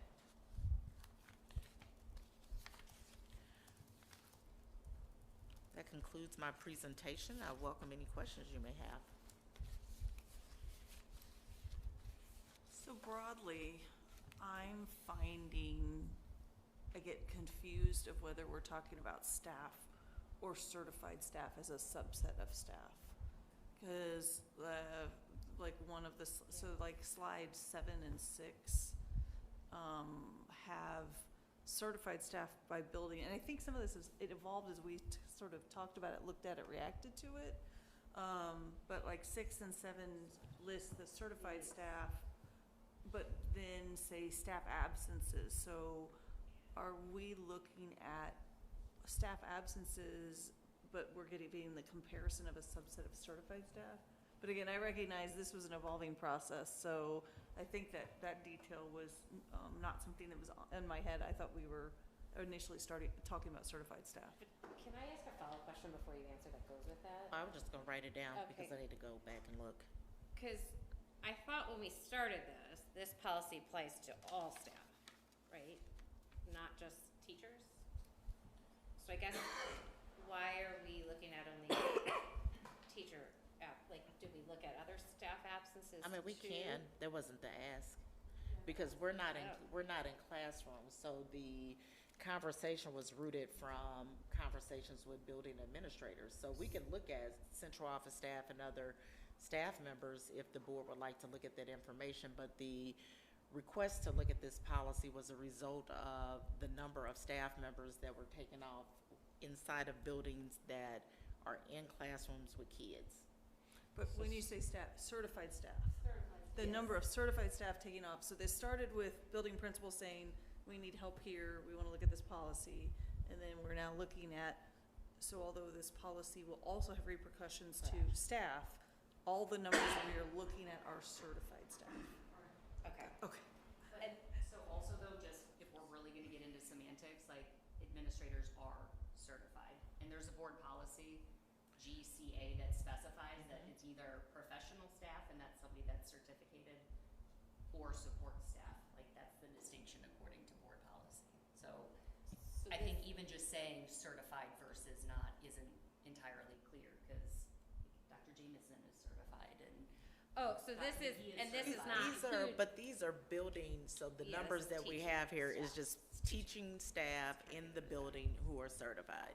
But according to the board policy, the specification is professional staff is anybody that's certified. So I think that's, if we're gonna get more specific with looking at data and terminology, it could be helpful to just align our language to what's written in policy GCA. And Dr. Jameson did give those policies earlier in her presentation, so that's what she was trying to share with you, to say that CAP can send that, so the professional staff lead, and then also support staff lead. The ask was to pull certified staff in buildings. So this is teachers, interventionists, counselors, librarians. Those are the individuals With who kids, are yes. in this data set. Okay. If you wanted support staff, like the secretaries that are in the buildings, or the That was not the ask. Well, yeah, I think we're just trying to understand what the data is like what the data presented is. So I don't know. So then another point of clarification question. So in this slide on page 8, that takes out the FMLA but It doesn't, so. But the percentages we're given include FMLA numbers. So like 56% of the ECC, you could have someone who had 30 days who's factored into that. So those numbers are a little, maybe not quite accurate to paint the picture of what. Some of them are. So we didn't put them in, we did run the numbers with the outliers pulled Okay. as well. So if you want those to come back for the next read, we can. Yeah, because I think that's a more accurate picture of of whatever the problem is that the administrators were trying to deal with, because if someone's on FMLA, they're on FMLA. That's not someone just taking time off, I guess. But it's not, those weren't the concerns they were bringing. Those I- are the individuals who have 17, 20, 25 days off, and there are no subs to cover the classrooms, and they're either having to split kids up. And so when that came up, that was the conversation around looking at the policy. So we're not talking about protected leave under FMLA. No, I get that, but the Okay. data you've given us factors percentages, including that. So that's the Yep. problem, right? Like, the data we're looking at includes those things we're not trying to, so it is not correct data for what we're trying to address, I guess is what it's not, it doesn't match what we're trying, the problem we're trying to address, I guess, is what I'm getting at, because So we can, yeah. we can go back, can you go back to that previous slide? Yeah, like, So we can go back here, so looking at ECC, we can pull the 6 people out who were on FMLA, pull out the number of days that they actually used towards FMLA, because it's important to know, you can be out on Correct. FMLA, Right. and then you can also have Yes. another absence that's just a regular PTO. Yes. So you can fit in both Correct. buckets. But if you want to differentiate, pull those 6 people out to see what it looks like with the 24, and then add the absences potentially from the 6 people who have absences that are not FMLA, we could probably do that. well, I mean, I think that's the only way we're gonna get the accurate percentages for what, like 56% is not the accurate percentage of absence, because some of those are FMLA, and when you take FMLA, typically you take a large amount of days, so I think it's really skewing the numbers to be percentages that may not be sort of matching the problem. So that would be helpful, yes, to see that. If the question is, what's the impact of this policy? Correct. Based on current numbers, how many would fall under this and would be impacted? Then protected leave, or what we might call excused leave, because I know it's broadly FMLA, jury duty, various things. It feels like that's a different group than I'm taking time off.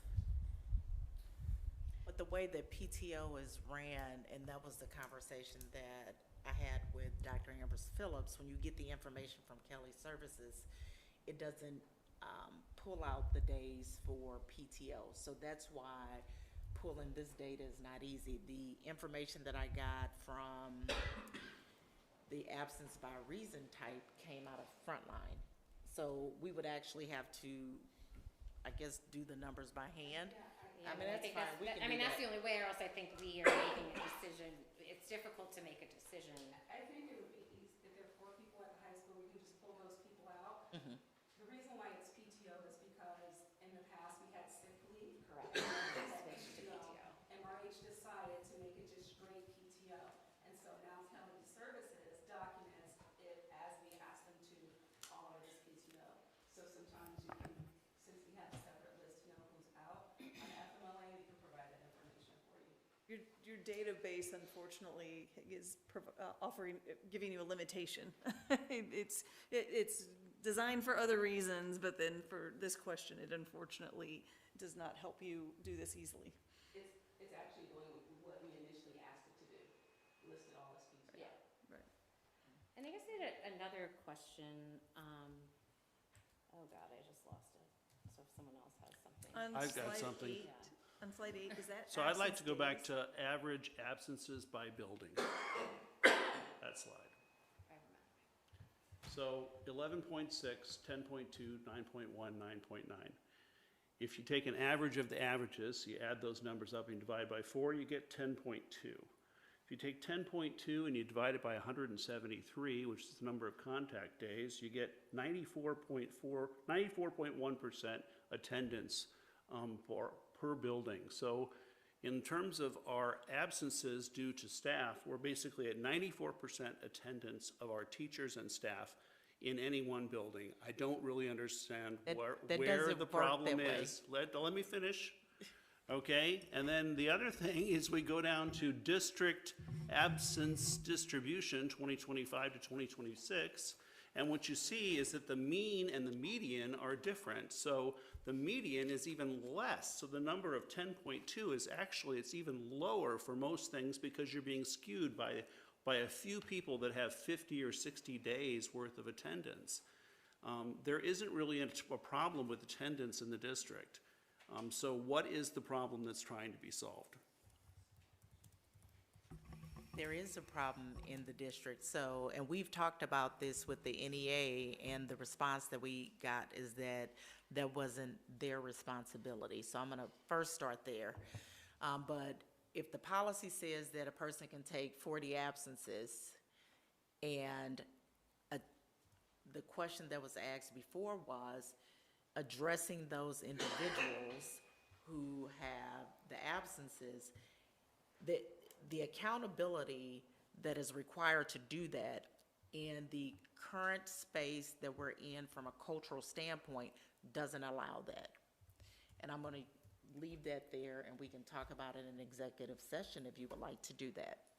So I guess okay, so I'm just still trying to process everything. So when we had talked about this before it came to this meeting, it was just, all we talked about was the 40 days versus 20 days, and I thought, you know, the impression I got was like, oh, most districts do 20 days. It seems like that's not the case. It's sort of split, which, setting that aside, we never talked about changing to like a limitation per month. So I'm curious where going from 5 days to 2 days comes from, and then and then is it, so I want to make sure, so are we, what is, the proposed change is 40 to 20 for the year, and then no more than 2 per month? Well, that can be modified. So that was one of the things that Michelle Basie and I talked about. So you can keep the 20 for the year. You can have 10 per semester and 3 per month, and keeping in mind that some of the absences that we're talking about are not absences that would actually take away or be something, because I think the comment was made that it was punitive. So some of those absences are not necessarily that. So we can go back to the table and say, okay, if it's still 20 days, based on the new data that's brought next month, and looking at what the averages are, instead of saying 2 days per month, you can say 3 days per month. Because in all actuality, there's another policy that says if a person is out sick for more than 3 days, they have to bring a doctor's statement in. So I guess that's my question then, why do we even need to change it from 5 days a month if we have another policy that picks up? And I guess I'm just thinking too of like, you know, I mean, if you get the flu, you're automatically out for 5 days potentially, right? So like, and I guess we're not looking, I guess there's no data presented about the 5-day issue. So I was just curious about that. Do we have a significant number of people taking 5 days or more a month? So in order for me to want to change that, I guess I'd have to see that there's a problem with people taking more than 5 days, because 2 days, even 3, I mean, you get one sickness, and you're talking about people at the ECC, and we seem to have higher rates of absence at the ECC in elementary, which makes sense because you're with littler kids. But so that's one thing. I also, you know, this is not the first time I've said this. I hate when we talk about PTO as being problematic to utilize when that's what we give staff as a benefit. So I guess we give 12 days a year. So to me, anyone taking 12 days a year, that should be normal. Yep. Right? Like, is that sort of... No one is saying that No, the 12 days are abnormal. Okay. And I want to clarify too, that it was not said that it was bad or punitive for staff to take off. The conversation was those who are having excessive absences and trying to cover classrooms when teachers are not there, and making sure that kids don't have teachers missing out of the classrooms for weeks at a time that aren't related to a medical concern. So like the data tells the story. I will collect the data because I don't know where the 5 days or more, really the conversation was how many days that teachers are taking off and what we currently have. And so the 5 days request is something new, and we can provide that information. Because that's where I was surprised, because we only talked about the total number, so that was a little strange to me. But and I'm not saying like we are, I'm saying it appears punitive, like it appears like you're taking away something that we've given. And so I guess my question is, what do we do? How many of the people who weren't on FMLA out of the total number of staff took more than 20 days? Do we have that number? I do. I can give you that. Okay. I have a question that's not about the number of days. It's just more about process and how we implement policy. Because I've heard the policy of GCBDA referenced a couple times, and that is professional short-term leave. And it lays out that PTO has to requested and approved unless it's an emergency. And in theory, if it's an emergency, you would be able to provide documentation because it's an illness or your child is ill or you're in a car accident, something like that. That's and so if it says that the request for PTO can be denied, I guess I'm wondering for the individuals who are taking so many days, I'm assuming that it's been approved by their supervisor and they have documentation, or it hasn't been approved, in which case the accountability comes on that individual because they did not get the approval, as opposed to setting a totally different threshold for everybody else that's using their PTO benefit appropriately. So I'm just going to speak candidly, because I asked if we can talk about it in closed session. You have administrators, because of the current conditions culturally, who don't want to hold people accountable because of the connection of some individuals to certain individuals. So in most cases, there is no issue with administrators holding people accountable. But if they feel that there's going to be a consequent action against them for doing so, then what's the point? So they do follow the policies as written. There are some individuals who take excessive absences, and, you know, if we're collaboratively working towards that, this wouldn't have had to be a thing, because we did broach that conversation with our partners to see how they could help with addressing some of this. And clearly it's an administrative issue and not that of staff. So I just, if, I would also add that the approval part is in front line, the person puts their request in, an administrator is approving that request. The only form that is necessary for admin approval that extends beyond that is if a staff member takes off 3 consecutive days or more, or they request to take off before the first day of the school year or the last day of the school year. We have lifted through the CBA, through the collective bargaining agreement and the negotiations. We've taken off holidays before and after a holiday, professional development days, and so we've seen that there have been times when PD days, there's great PD going on, and we have a lot of staff members that might be out during specific days. So I think we've been looking at it from various different points, but when principals have said, hey, you know, this day is, you know, really important, then staff members have pushed back and said, for the CBA, I only have to have approval if it needs 3 days or more, or it's the first and last day of attendance. And so the principal has been kind of like struggling, because they're like, okay, I've got several people who have requested to be out this day, and I don't know who to approve or deny, but I feel like I have to approve everyone, even though I don't think it's really good for kids, right? So I'm trying to help support the individual's ability, and also trying to make sure I have enough subs to cover the individuals being out. So I think all of us really appreciate being able to take time off. I just think right now there's some challenges with the current system that we have in place, and lots of different ways that Dr. Jameson has tried to explain, and I just want to explain that whole process to you. So hopefully that kind of sheds a little bit more light on it.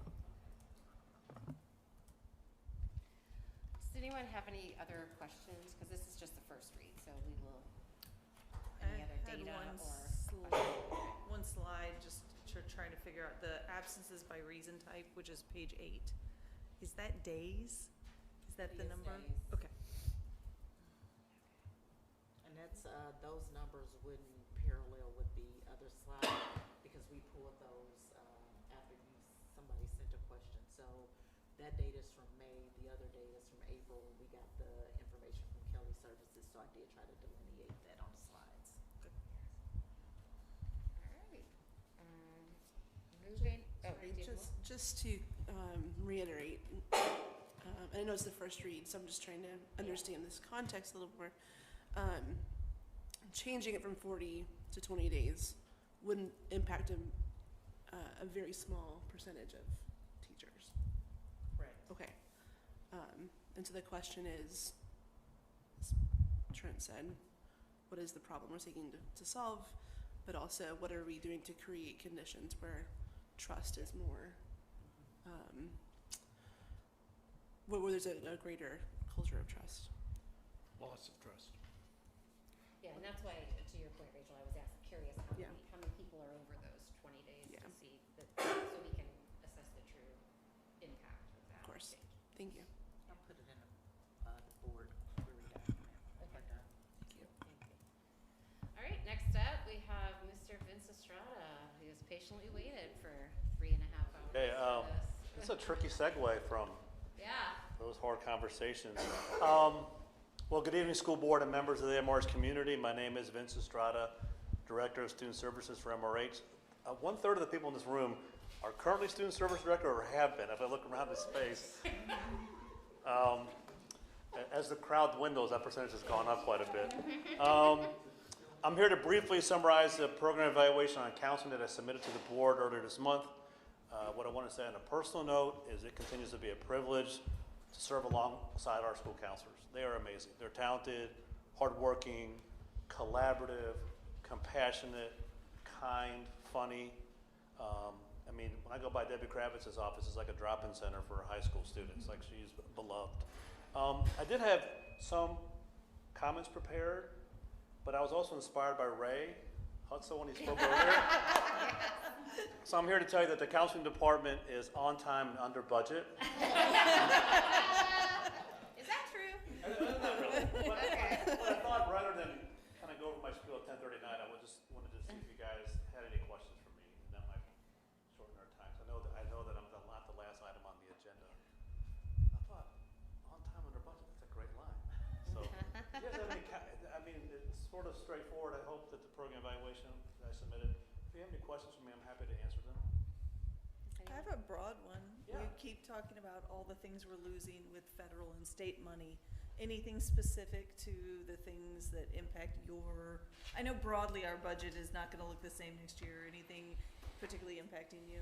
Not really, except the one thing that we are losing briefly is that we had a college advising corps counselor for 10 years. And that does cause some concern because that was a very cost-effective way of providing some post-secondary college counseling specifically to our students, particularly first-generation college students. So we were just really blessed to have it because it was cost us $5,000 a year to have that person in our space. That program is just ending. It was a partnership with the University of Missouri. We knew that was coming. We knew that at the beginning of the year this was happening. But I've been talking to Principal Huffman about really revamping some of the secondary school counseling staffing and some of the duties. And we think we have some good ideas to address that loss. It's okay. That's all right. So yes, that's the only thing that we're losing, but it's not really impacted by federal fund. It's just the closure of a program, College Advising Corps. This is kind of like an AmeriCorps kind of based program. But we have some pretty good ideas. I'm kind of excited. Don't want to get in front of myself on that, but we do have some pretty cool ideas I think that could address that gap. Anyone else have any questions? All right, thank you. We appreciate your brevity. I was reading the room. See you guys. Thank you. All right, and even more patient, Miss Hunter. Good evening, and I will try to be as brief as Mr. Estrada to cut us across the field so that we can sleep at a normal hour.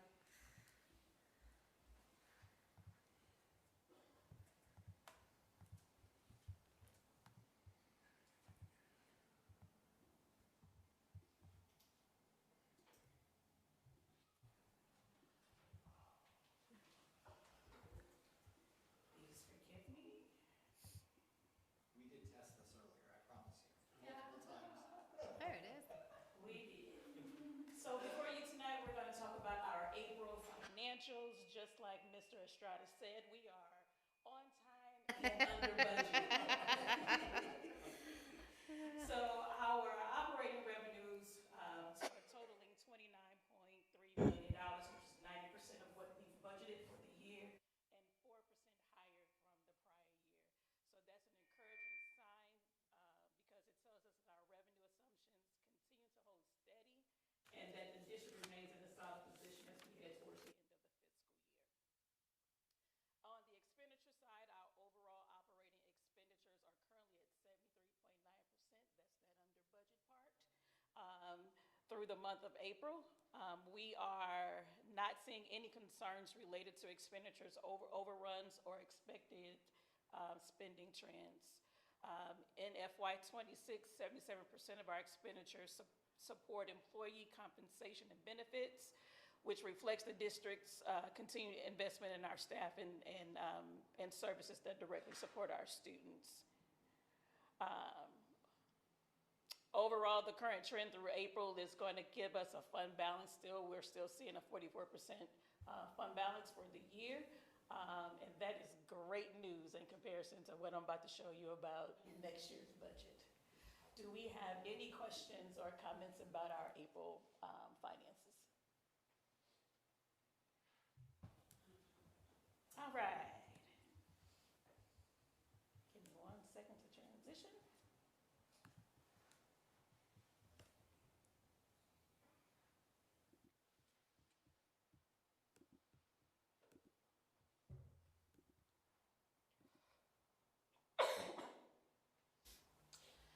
Okay, and I forgot to do this first. Good evening, board. Dr. Jameson.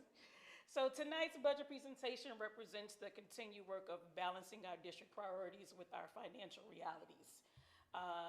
Like many districts, we're navigating financial pressures, including the impact of the senior property tax freeze, uncertainty in state funding, and coupling that with the rising costs.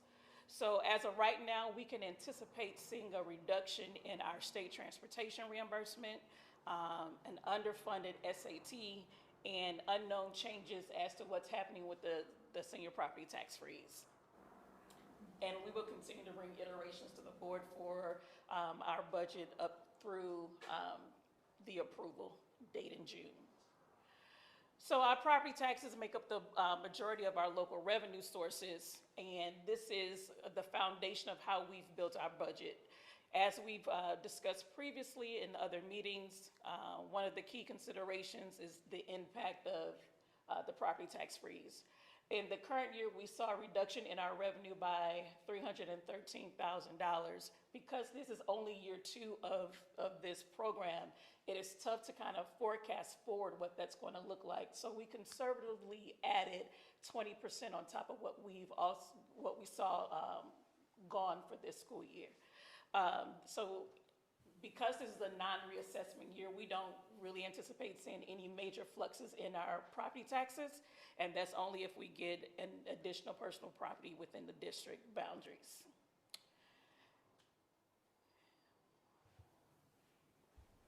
Here's a breakdown of what we anticipate our revenues to be by fund categories. We can see that the general fund and the capital fund are affected by the senior property tax freeze, but not the debt services. But we are still optimistic that we are going to hit those targets, and it's kind of in line with what we did as we are projecting to end in the current school year. So I'm pretty excited about those numbers. But we still have to take into consideration that whether there are any appeals or if these numbers come in higher as far as the tax freeze and our collection rate, which thankfully has been hovering between a 93 and 94% collection rate. So the district's funding is comprised of 2 major components, basic formula and classroom trust. So the basic formula is Missouri's formula that is had been based heavily on attendance. We have switched to a model, the state has switched to a model where they are doing not only the average daily attendance, but also couple that with our district enrollment. And this year we're going to a 20%, 80% model for that from the state's perspective.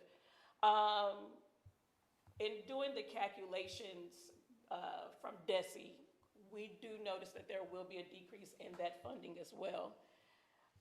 And that's still depending on what the governor still decides to approve as far as appropriations. He has 45 days, a little less than 45 days to approve that budget. And the other piece of that is the classroom trust, which is made up of revenue from the gaming revenues that we receive. Right now, based on what's in the governor's budget, there is a projected 40 to 50 million deficit in that category. So which means that the allocation that we get in from the state will be roughly maybe what we get this year, if not less. And so you can see that also reflected in the numbers that we've presented tonight. Prop C, which is technically local money but comes in through the state, is from our 1% sales tax. That's the one that still seems pretty constant or consistent in what we may see next year in our funding. And what did not make the slide, but also as part of state funding, is transportation. DESI is telling us between 10 to 15%, and because they're taking the level back down to 25 rates as far as revenue is concerned. Our other source of revenue in the district comes from federal grants. We have Title I, II, and IV in the district. Those come from the federal level down to the state allocations. This past year, they've been pretty solid on giving us one number and not adjusting it either way, so we hope that trend continues. But we are seeing a reduction in Title I and in Title II. We are getting an increase in our Title IV funds, and those funds are basically spent in the realm of having additional supports for our students that may be struggling in certain areas by providing them additional resources such as instructional coaches or any additional manipulatives they may need in order to help them in their education. Our Afghan refugee funds, we are not getting any new funding right now. I believe that those grants are sunsetting, but we do have the access to the carryover funds that we may have at the end of this year. So we use those in order to support our students and families that are new to the country who may need some additional supports in those areas. So before you see what we are projecting our estimated revenues to be in comparison to the prior year.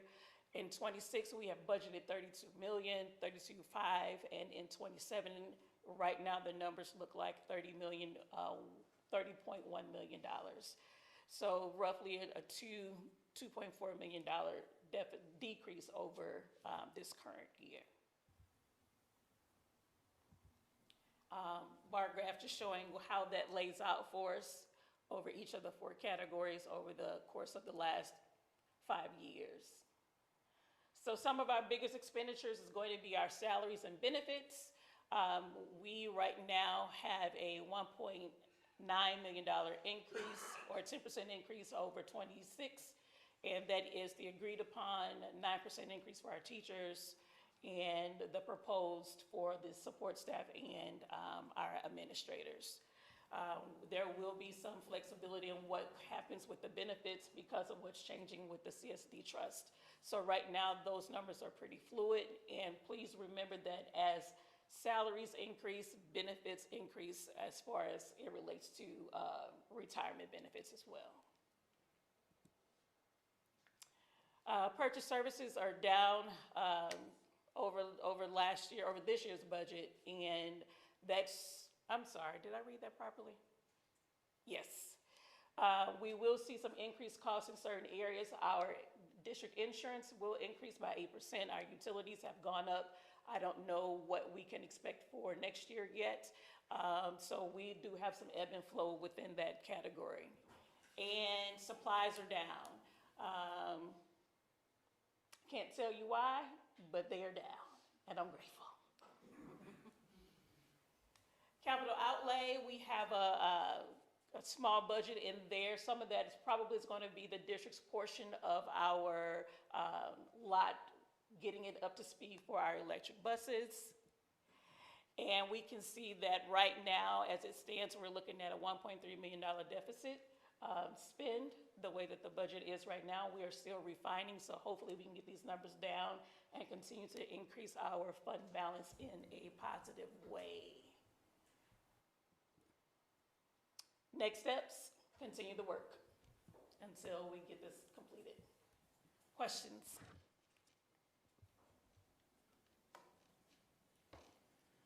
I just want to note that it seems like, I don't know what but we are doing pretty well in our budgeting because we are losing. We're getting $2 million less than we got last year, right? So I understand we have a deficit, but on top of the fact that we're losing $2 million, there are certain, 75% of our costs go up every year, at least. This looks good, thank you. Thank I you. appreciate it. Thank you. Especially because it's a moving target. Oh, That yes. As a Yeah. numbers person, like, Yeah. when your numbers are moving and you can't control them, just thank you for staying on top of this and Yeah. presenting with everything that's happening in the Yeah. legislature and. Thank you. Yeah. All right. Next up, we have calendar of events, board perpetual calendar review is up.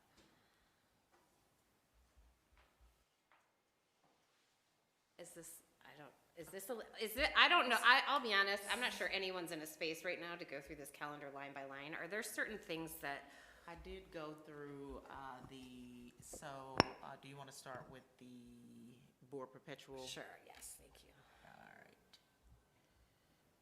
Switch over. So for the board perpetual calendar, and we don't have, I can send these out in emails. I did go through, we got some feedback in regards to some shifts for some of the board meetings. Kat has that included in there. But in looking at the perpetual calendar and some of the dates that Desi says that things are coming back and they don't, we end up pushing those items back. And so I did go through to note those. So the board self-evaluation is slated for August. The question that I wrote there is if the board wanted to keep it there.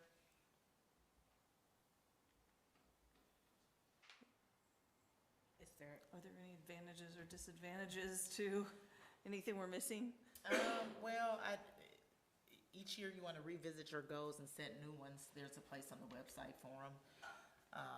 And it doesn't take that long, but August is a good spot because it allows you to go through the year with goals and you can make adjustments for that. And I think we talked about, if I recall correctly, like sort of beginning a process in July and finalizing in August. Isn't that what we talked Yes. about? Yeah. Yes. So that's there for August. And then the other items that I pulled out were APR updates are noted for October. We haven't received them in October yet. So making the recommendation to maybe push that to November, December. I think we presented this past year in January. So that would be a recommendation. Okay. We can type all of that up. And then, Is November realistic, or do you just no, push it out? it's not. Well, but I'd rather not, I mean, we could, I guess the question would be like, if it does come out, we can always Put move it it back back. on, yeah. So, But normally it's coming out December, and then we put it on the January board meeting for that. And then for November 2nd, there was a Board of Education PD session. Wondering if the board wants to keep that. I think that was our budget. That's always, we decided November. budget directive, Yes, okay. that's the work session for that. So we can And- just call it budget directive. The only work other session, I think. change is, we still have the 3 dates for the comms lab, so one in December. No.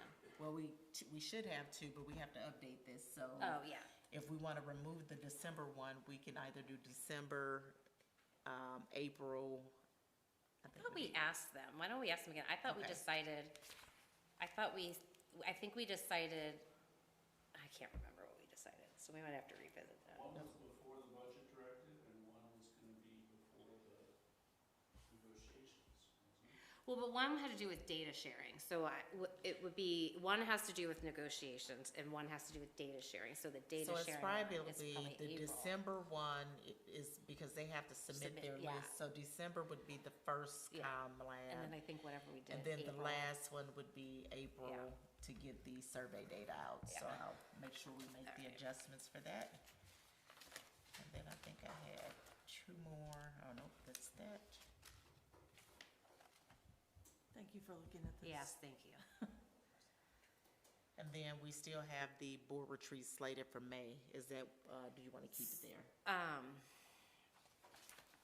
So I think we've talked about trying to do some sort of budget discussion in May so that we can sort of have a better overview, but May is also a good time to do that retreat. So I don't know if we want to think about, if people want to think about until the next meeting,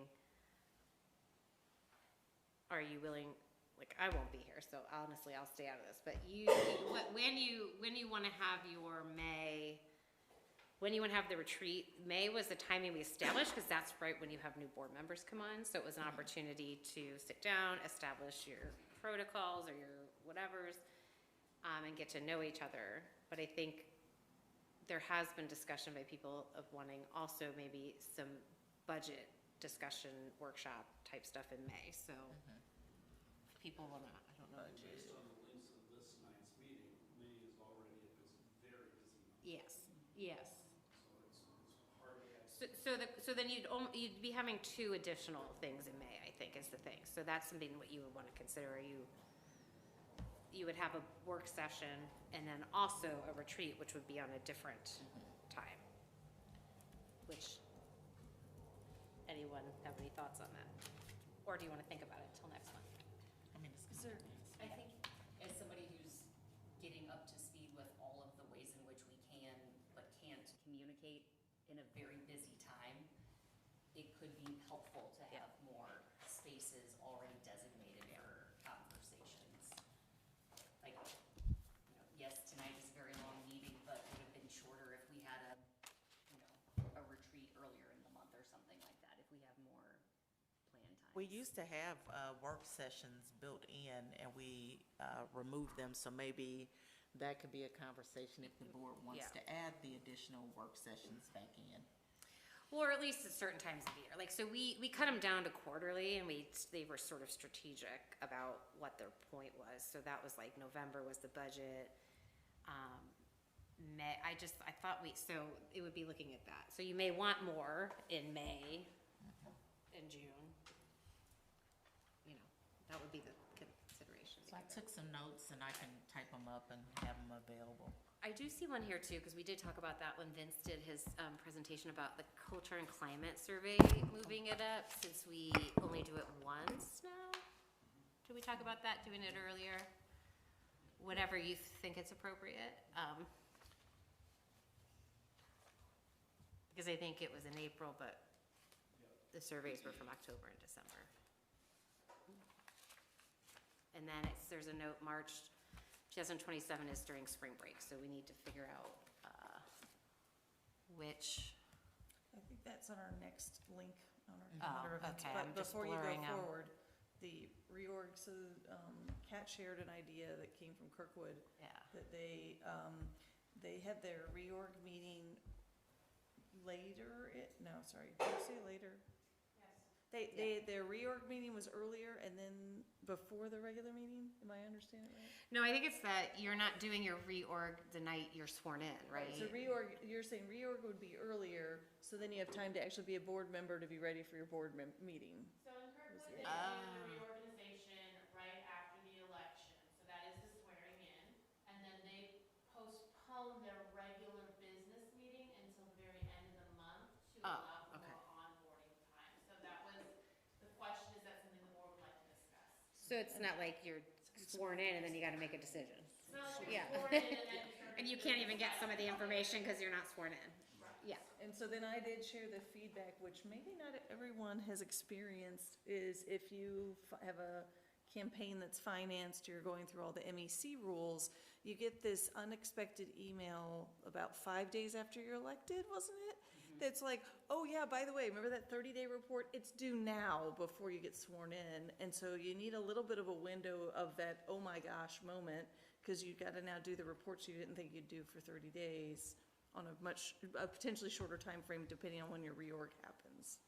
So that was a surprise to us, because I don't remember ever seeing it anywhere until this email came out, and then, we're like, oh gosh.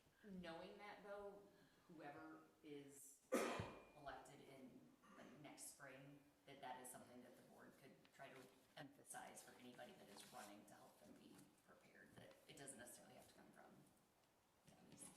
Madam President, may I suggest also that a third option could be to have the reorganization on the regular board meeting date, but postpone the business Meeting till later, yeah. to give that space. I think it's crazy to get sworn in and be like, here you go, figure it out, it's scary. So I mean, I'm not opposed to that, but I don't know if anyone else has. I think it's a great idea. I think it would be helpful. Yeah. Got it. I think that was all, was that Spring all of break. them? Oh, spring Yeah, break. Spring break. So Kat gave us 2 different dates, either before or after March 11th or March 25th.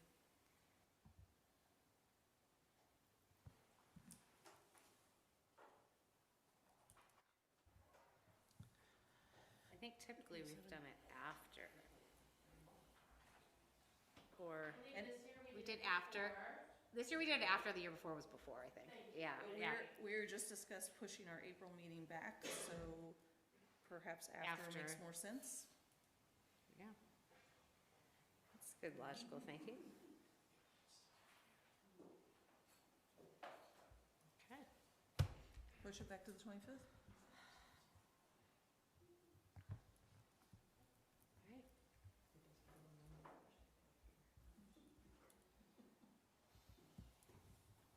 Does anyone have any other?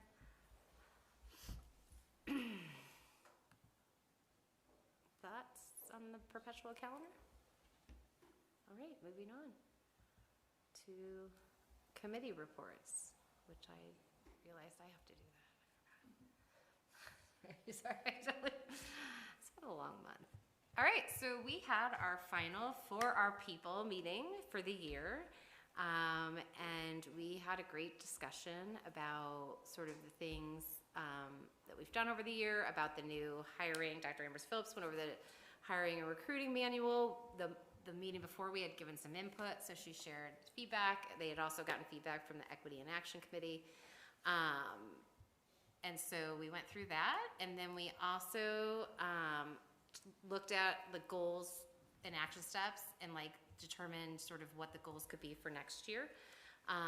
You know, I give Dr. Ambrose Phillips a lot of kudos because there were like 50 goals on that list, and she has done an excellent job getting through none of them are red anymore, none of them, and a lot of them are green. So, and so I think we talked about identifying what our goals were for next year.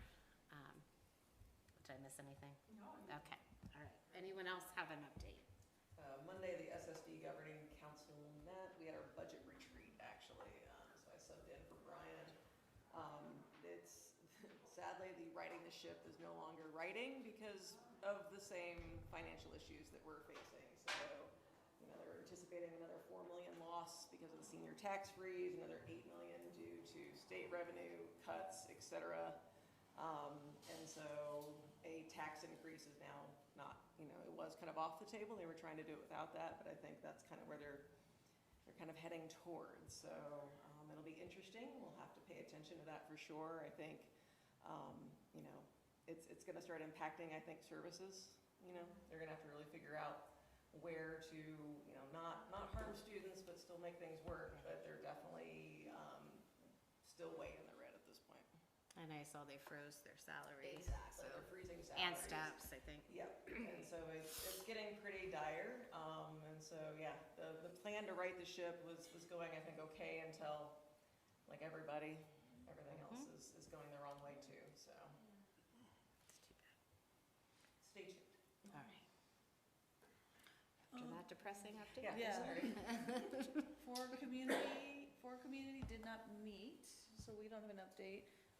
Joe's Place did a great cleanup of the property, and I had a lot of volunteer support both within the board and then the community from Maplewood United Methodist, family members, including Rachel Ward, and bringing her children. So a lot of different volunteers helped, and it looks a lot really beautified.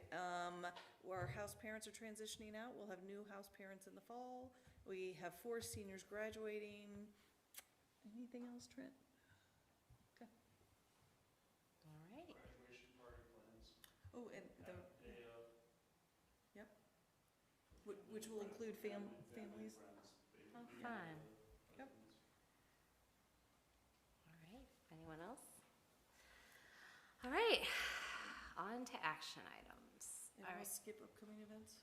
Oh, if you would like to. School's out, guys. I know, like everyone's moving up from various schools. We've got some state competitions still going on. So I think we called it part one of our recognizing state awards because we may see more to come. And then high school's been busy with a lot of different things. 1X is on Friday. Anyone know anything? I don't. Yeah, it's Boat regatta is tomorrow too. oh yeah, Oh. the seniors. Okay, that's a fun one. And then finals next week, so the seniors or the non-seniors still have to be thinking about stuff. And then middle school is on their expedition at Jekyll Island. We're on the bus back, coming back. Long bus ride. Yeah. All right. We will move on. Thank you, Loretta. To action items. The first one is Prop B. I guess I will make a motion. We have to pick one. And I'm going to move to approve option 1 for the elementary campus. Second. Okay. Any discussion? Okay. All those in favor? Aye. Any opposed? Any abstentions? All right. Next up is theater upgrades. I move to approve the selection of BRS Architects to provide design services for the MRH High School Auditorium Improvements Project. Was that a second, Trent? Yeah, sure. Okay, I'm okay. just I didn't trying to know move if it it was a along. kerfump or something. All right, any discussion? All those in favor? Aye. Any opposed? Any abstentions? All right, next up, I move to approve the parking lot lease and infrastructure as presented. Second. Okay, and these are the things we talked about last time, right? yeah. Yeah, okay. Just for clarification. All right, any discussion? Sorry. All those in favor? Aye. Any opposed? Any abstentions? Alrighty, I move to approve the increase of all meals by 10 cents and milk by 5 cents for the 2026-27 school year. Second. Any discussion? All those in favor? Aye. Any opposed? Any abstentions? All right, I move to approve the fiscal year 27 support staff and nurse salary schedules as presented. Second. Any discussion? All those in favor? Aye. Any opposed? Any abstentions? All right. I move to approve the proposed 3% salary adjustment for administrative staff for the 2026-27 school year as presented. Second. Any discussion? All those in favor? Aye. Any opposed? Opposed. Any abstentions? Okay. Board policy batch 2000, okay. I move to approve policies 2A and 2C, or IIA and IIAC as presented in MSBA's 2025E policy batch. Second. Okay, any discussion? All those in favor? Aye. Any opposed? Any abstentions? All right, I move to rescind regulation IIAC-R1 as presented in MSBA's 2025E policy batch. Second. Okay, any discussion? All those in favor? Aye. Any opposed? All right, we have one in here, was the Navigate, Trent, that you asked to be moved. We Okay. did not pay an additional summer hours contract last year. I don't understand why we're paying $29,000 additionally this year. And I guess there's nobody here to really answer the question. Yeah, I'm curious about, I guess the question would be, how is the work so much different from last summer that requires, I guess, would be the question. Similar to yours, Trent. So, there are additional projects. Last summer, there weren't as many projects underway. So what does our contract cover? It covers so many hours per month? Yes. Do we know how many that is? I don't remember. I can get Was it in the thing? Yeah, it was in I think he might have It's put like it in. $14,000 a month. and Right, but then- it's so but many then we're- hours, I think. Here it is. Let's see. We're increasing it by around 10 per month, so it's another $29,000. That's what I remember. I have to look at it again. Yeah, currently not to exceed 14 and a half, but then temporary increase of $7,250 per month for $29,000 total. So is this just ultimately shifting when we pay the money? Like if the work needs to get done for projects as approved, is it just front loading those hours to do it over the summer as opposed to more throughout fiscal year 27? They already get paid monthly for the service that they provide, but we in the contract cap the number of days that they can work. But because there are more summer projects that need to be done, larger projects, he wants to extend from the original allotted days to give them more days. So the pay schedule will still be the same, but we just be paying more because they be working more days. Does that then, I think my question then maybe rephrased is, then do those days ultimately end up coming off of the back end because they're working more over the summer, so then they work less later on? Yeah, it's a question of it's current monthly not to exceed 14,000. So maybe later on, we pay less than 14,000. That's my, I guess the question is, do we pay them But it's hourly? unclear. Is that? If it's just a shift of funds Yeah. or an addition of funds? I believe it's an addition of funds. It's not a shift of funds. So, because I guess the question is like, it says not to exceed 14,500, so do we have to pay them 14,500, or are we paying them an hourly fee that once they get to that 14,500, we stop? So I think that's the question you're getting to is, because we have more projects in the summer, it could become September or October, we are only spending 5,000 of the 14,500. Do we get to keep that savings, or do we have to keep paying them 14? You know what I'm saying? Yeah. I think that's, Yes. because that was sort of my question, like, So we can, we can table this one and, if possible, can we put it on the June 4th? Okay, that's what I thank was you. gonna suggest, because I know this work has to start, so we still have the 14.5 they can start with. Yeah. Hopefully they don't spend that in 4 days.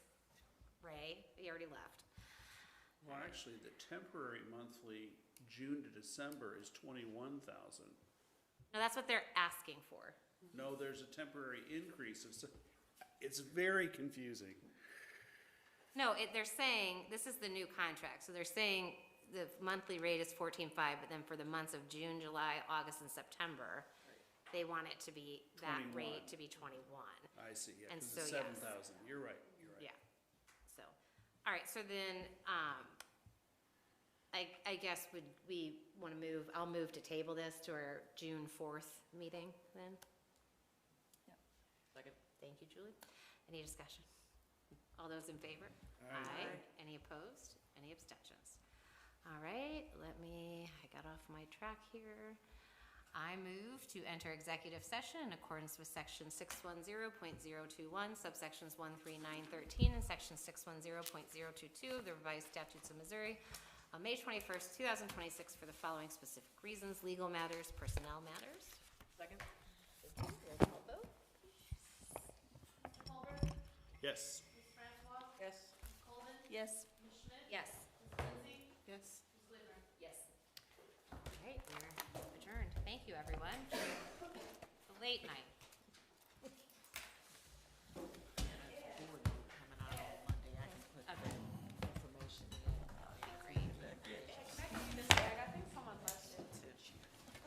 I'll touch it, it might be a bomb. Oh, God. Yeah, I know. I didn't eat dinner. I'm hot. What's in there? It's a Whole Foods bag. Someone.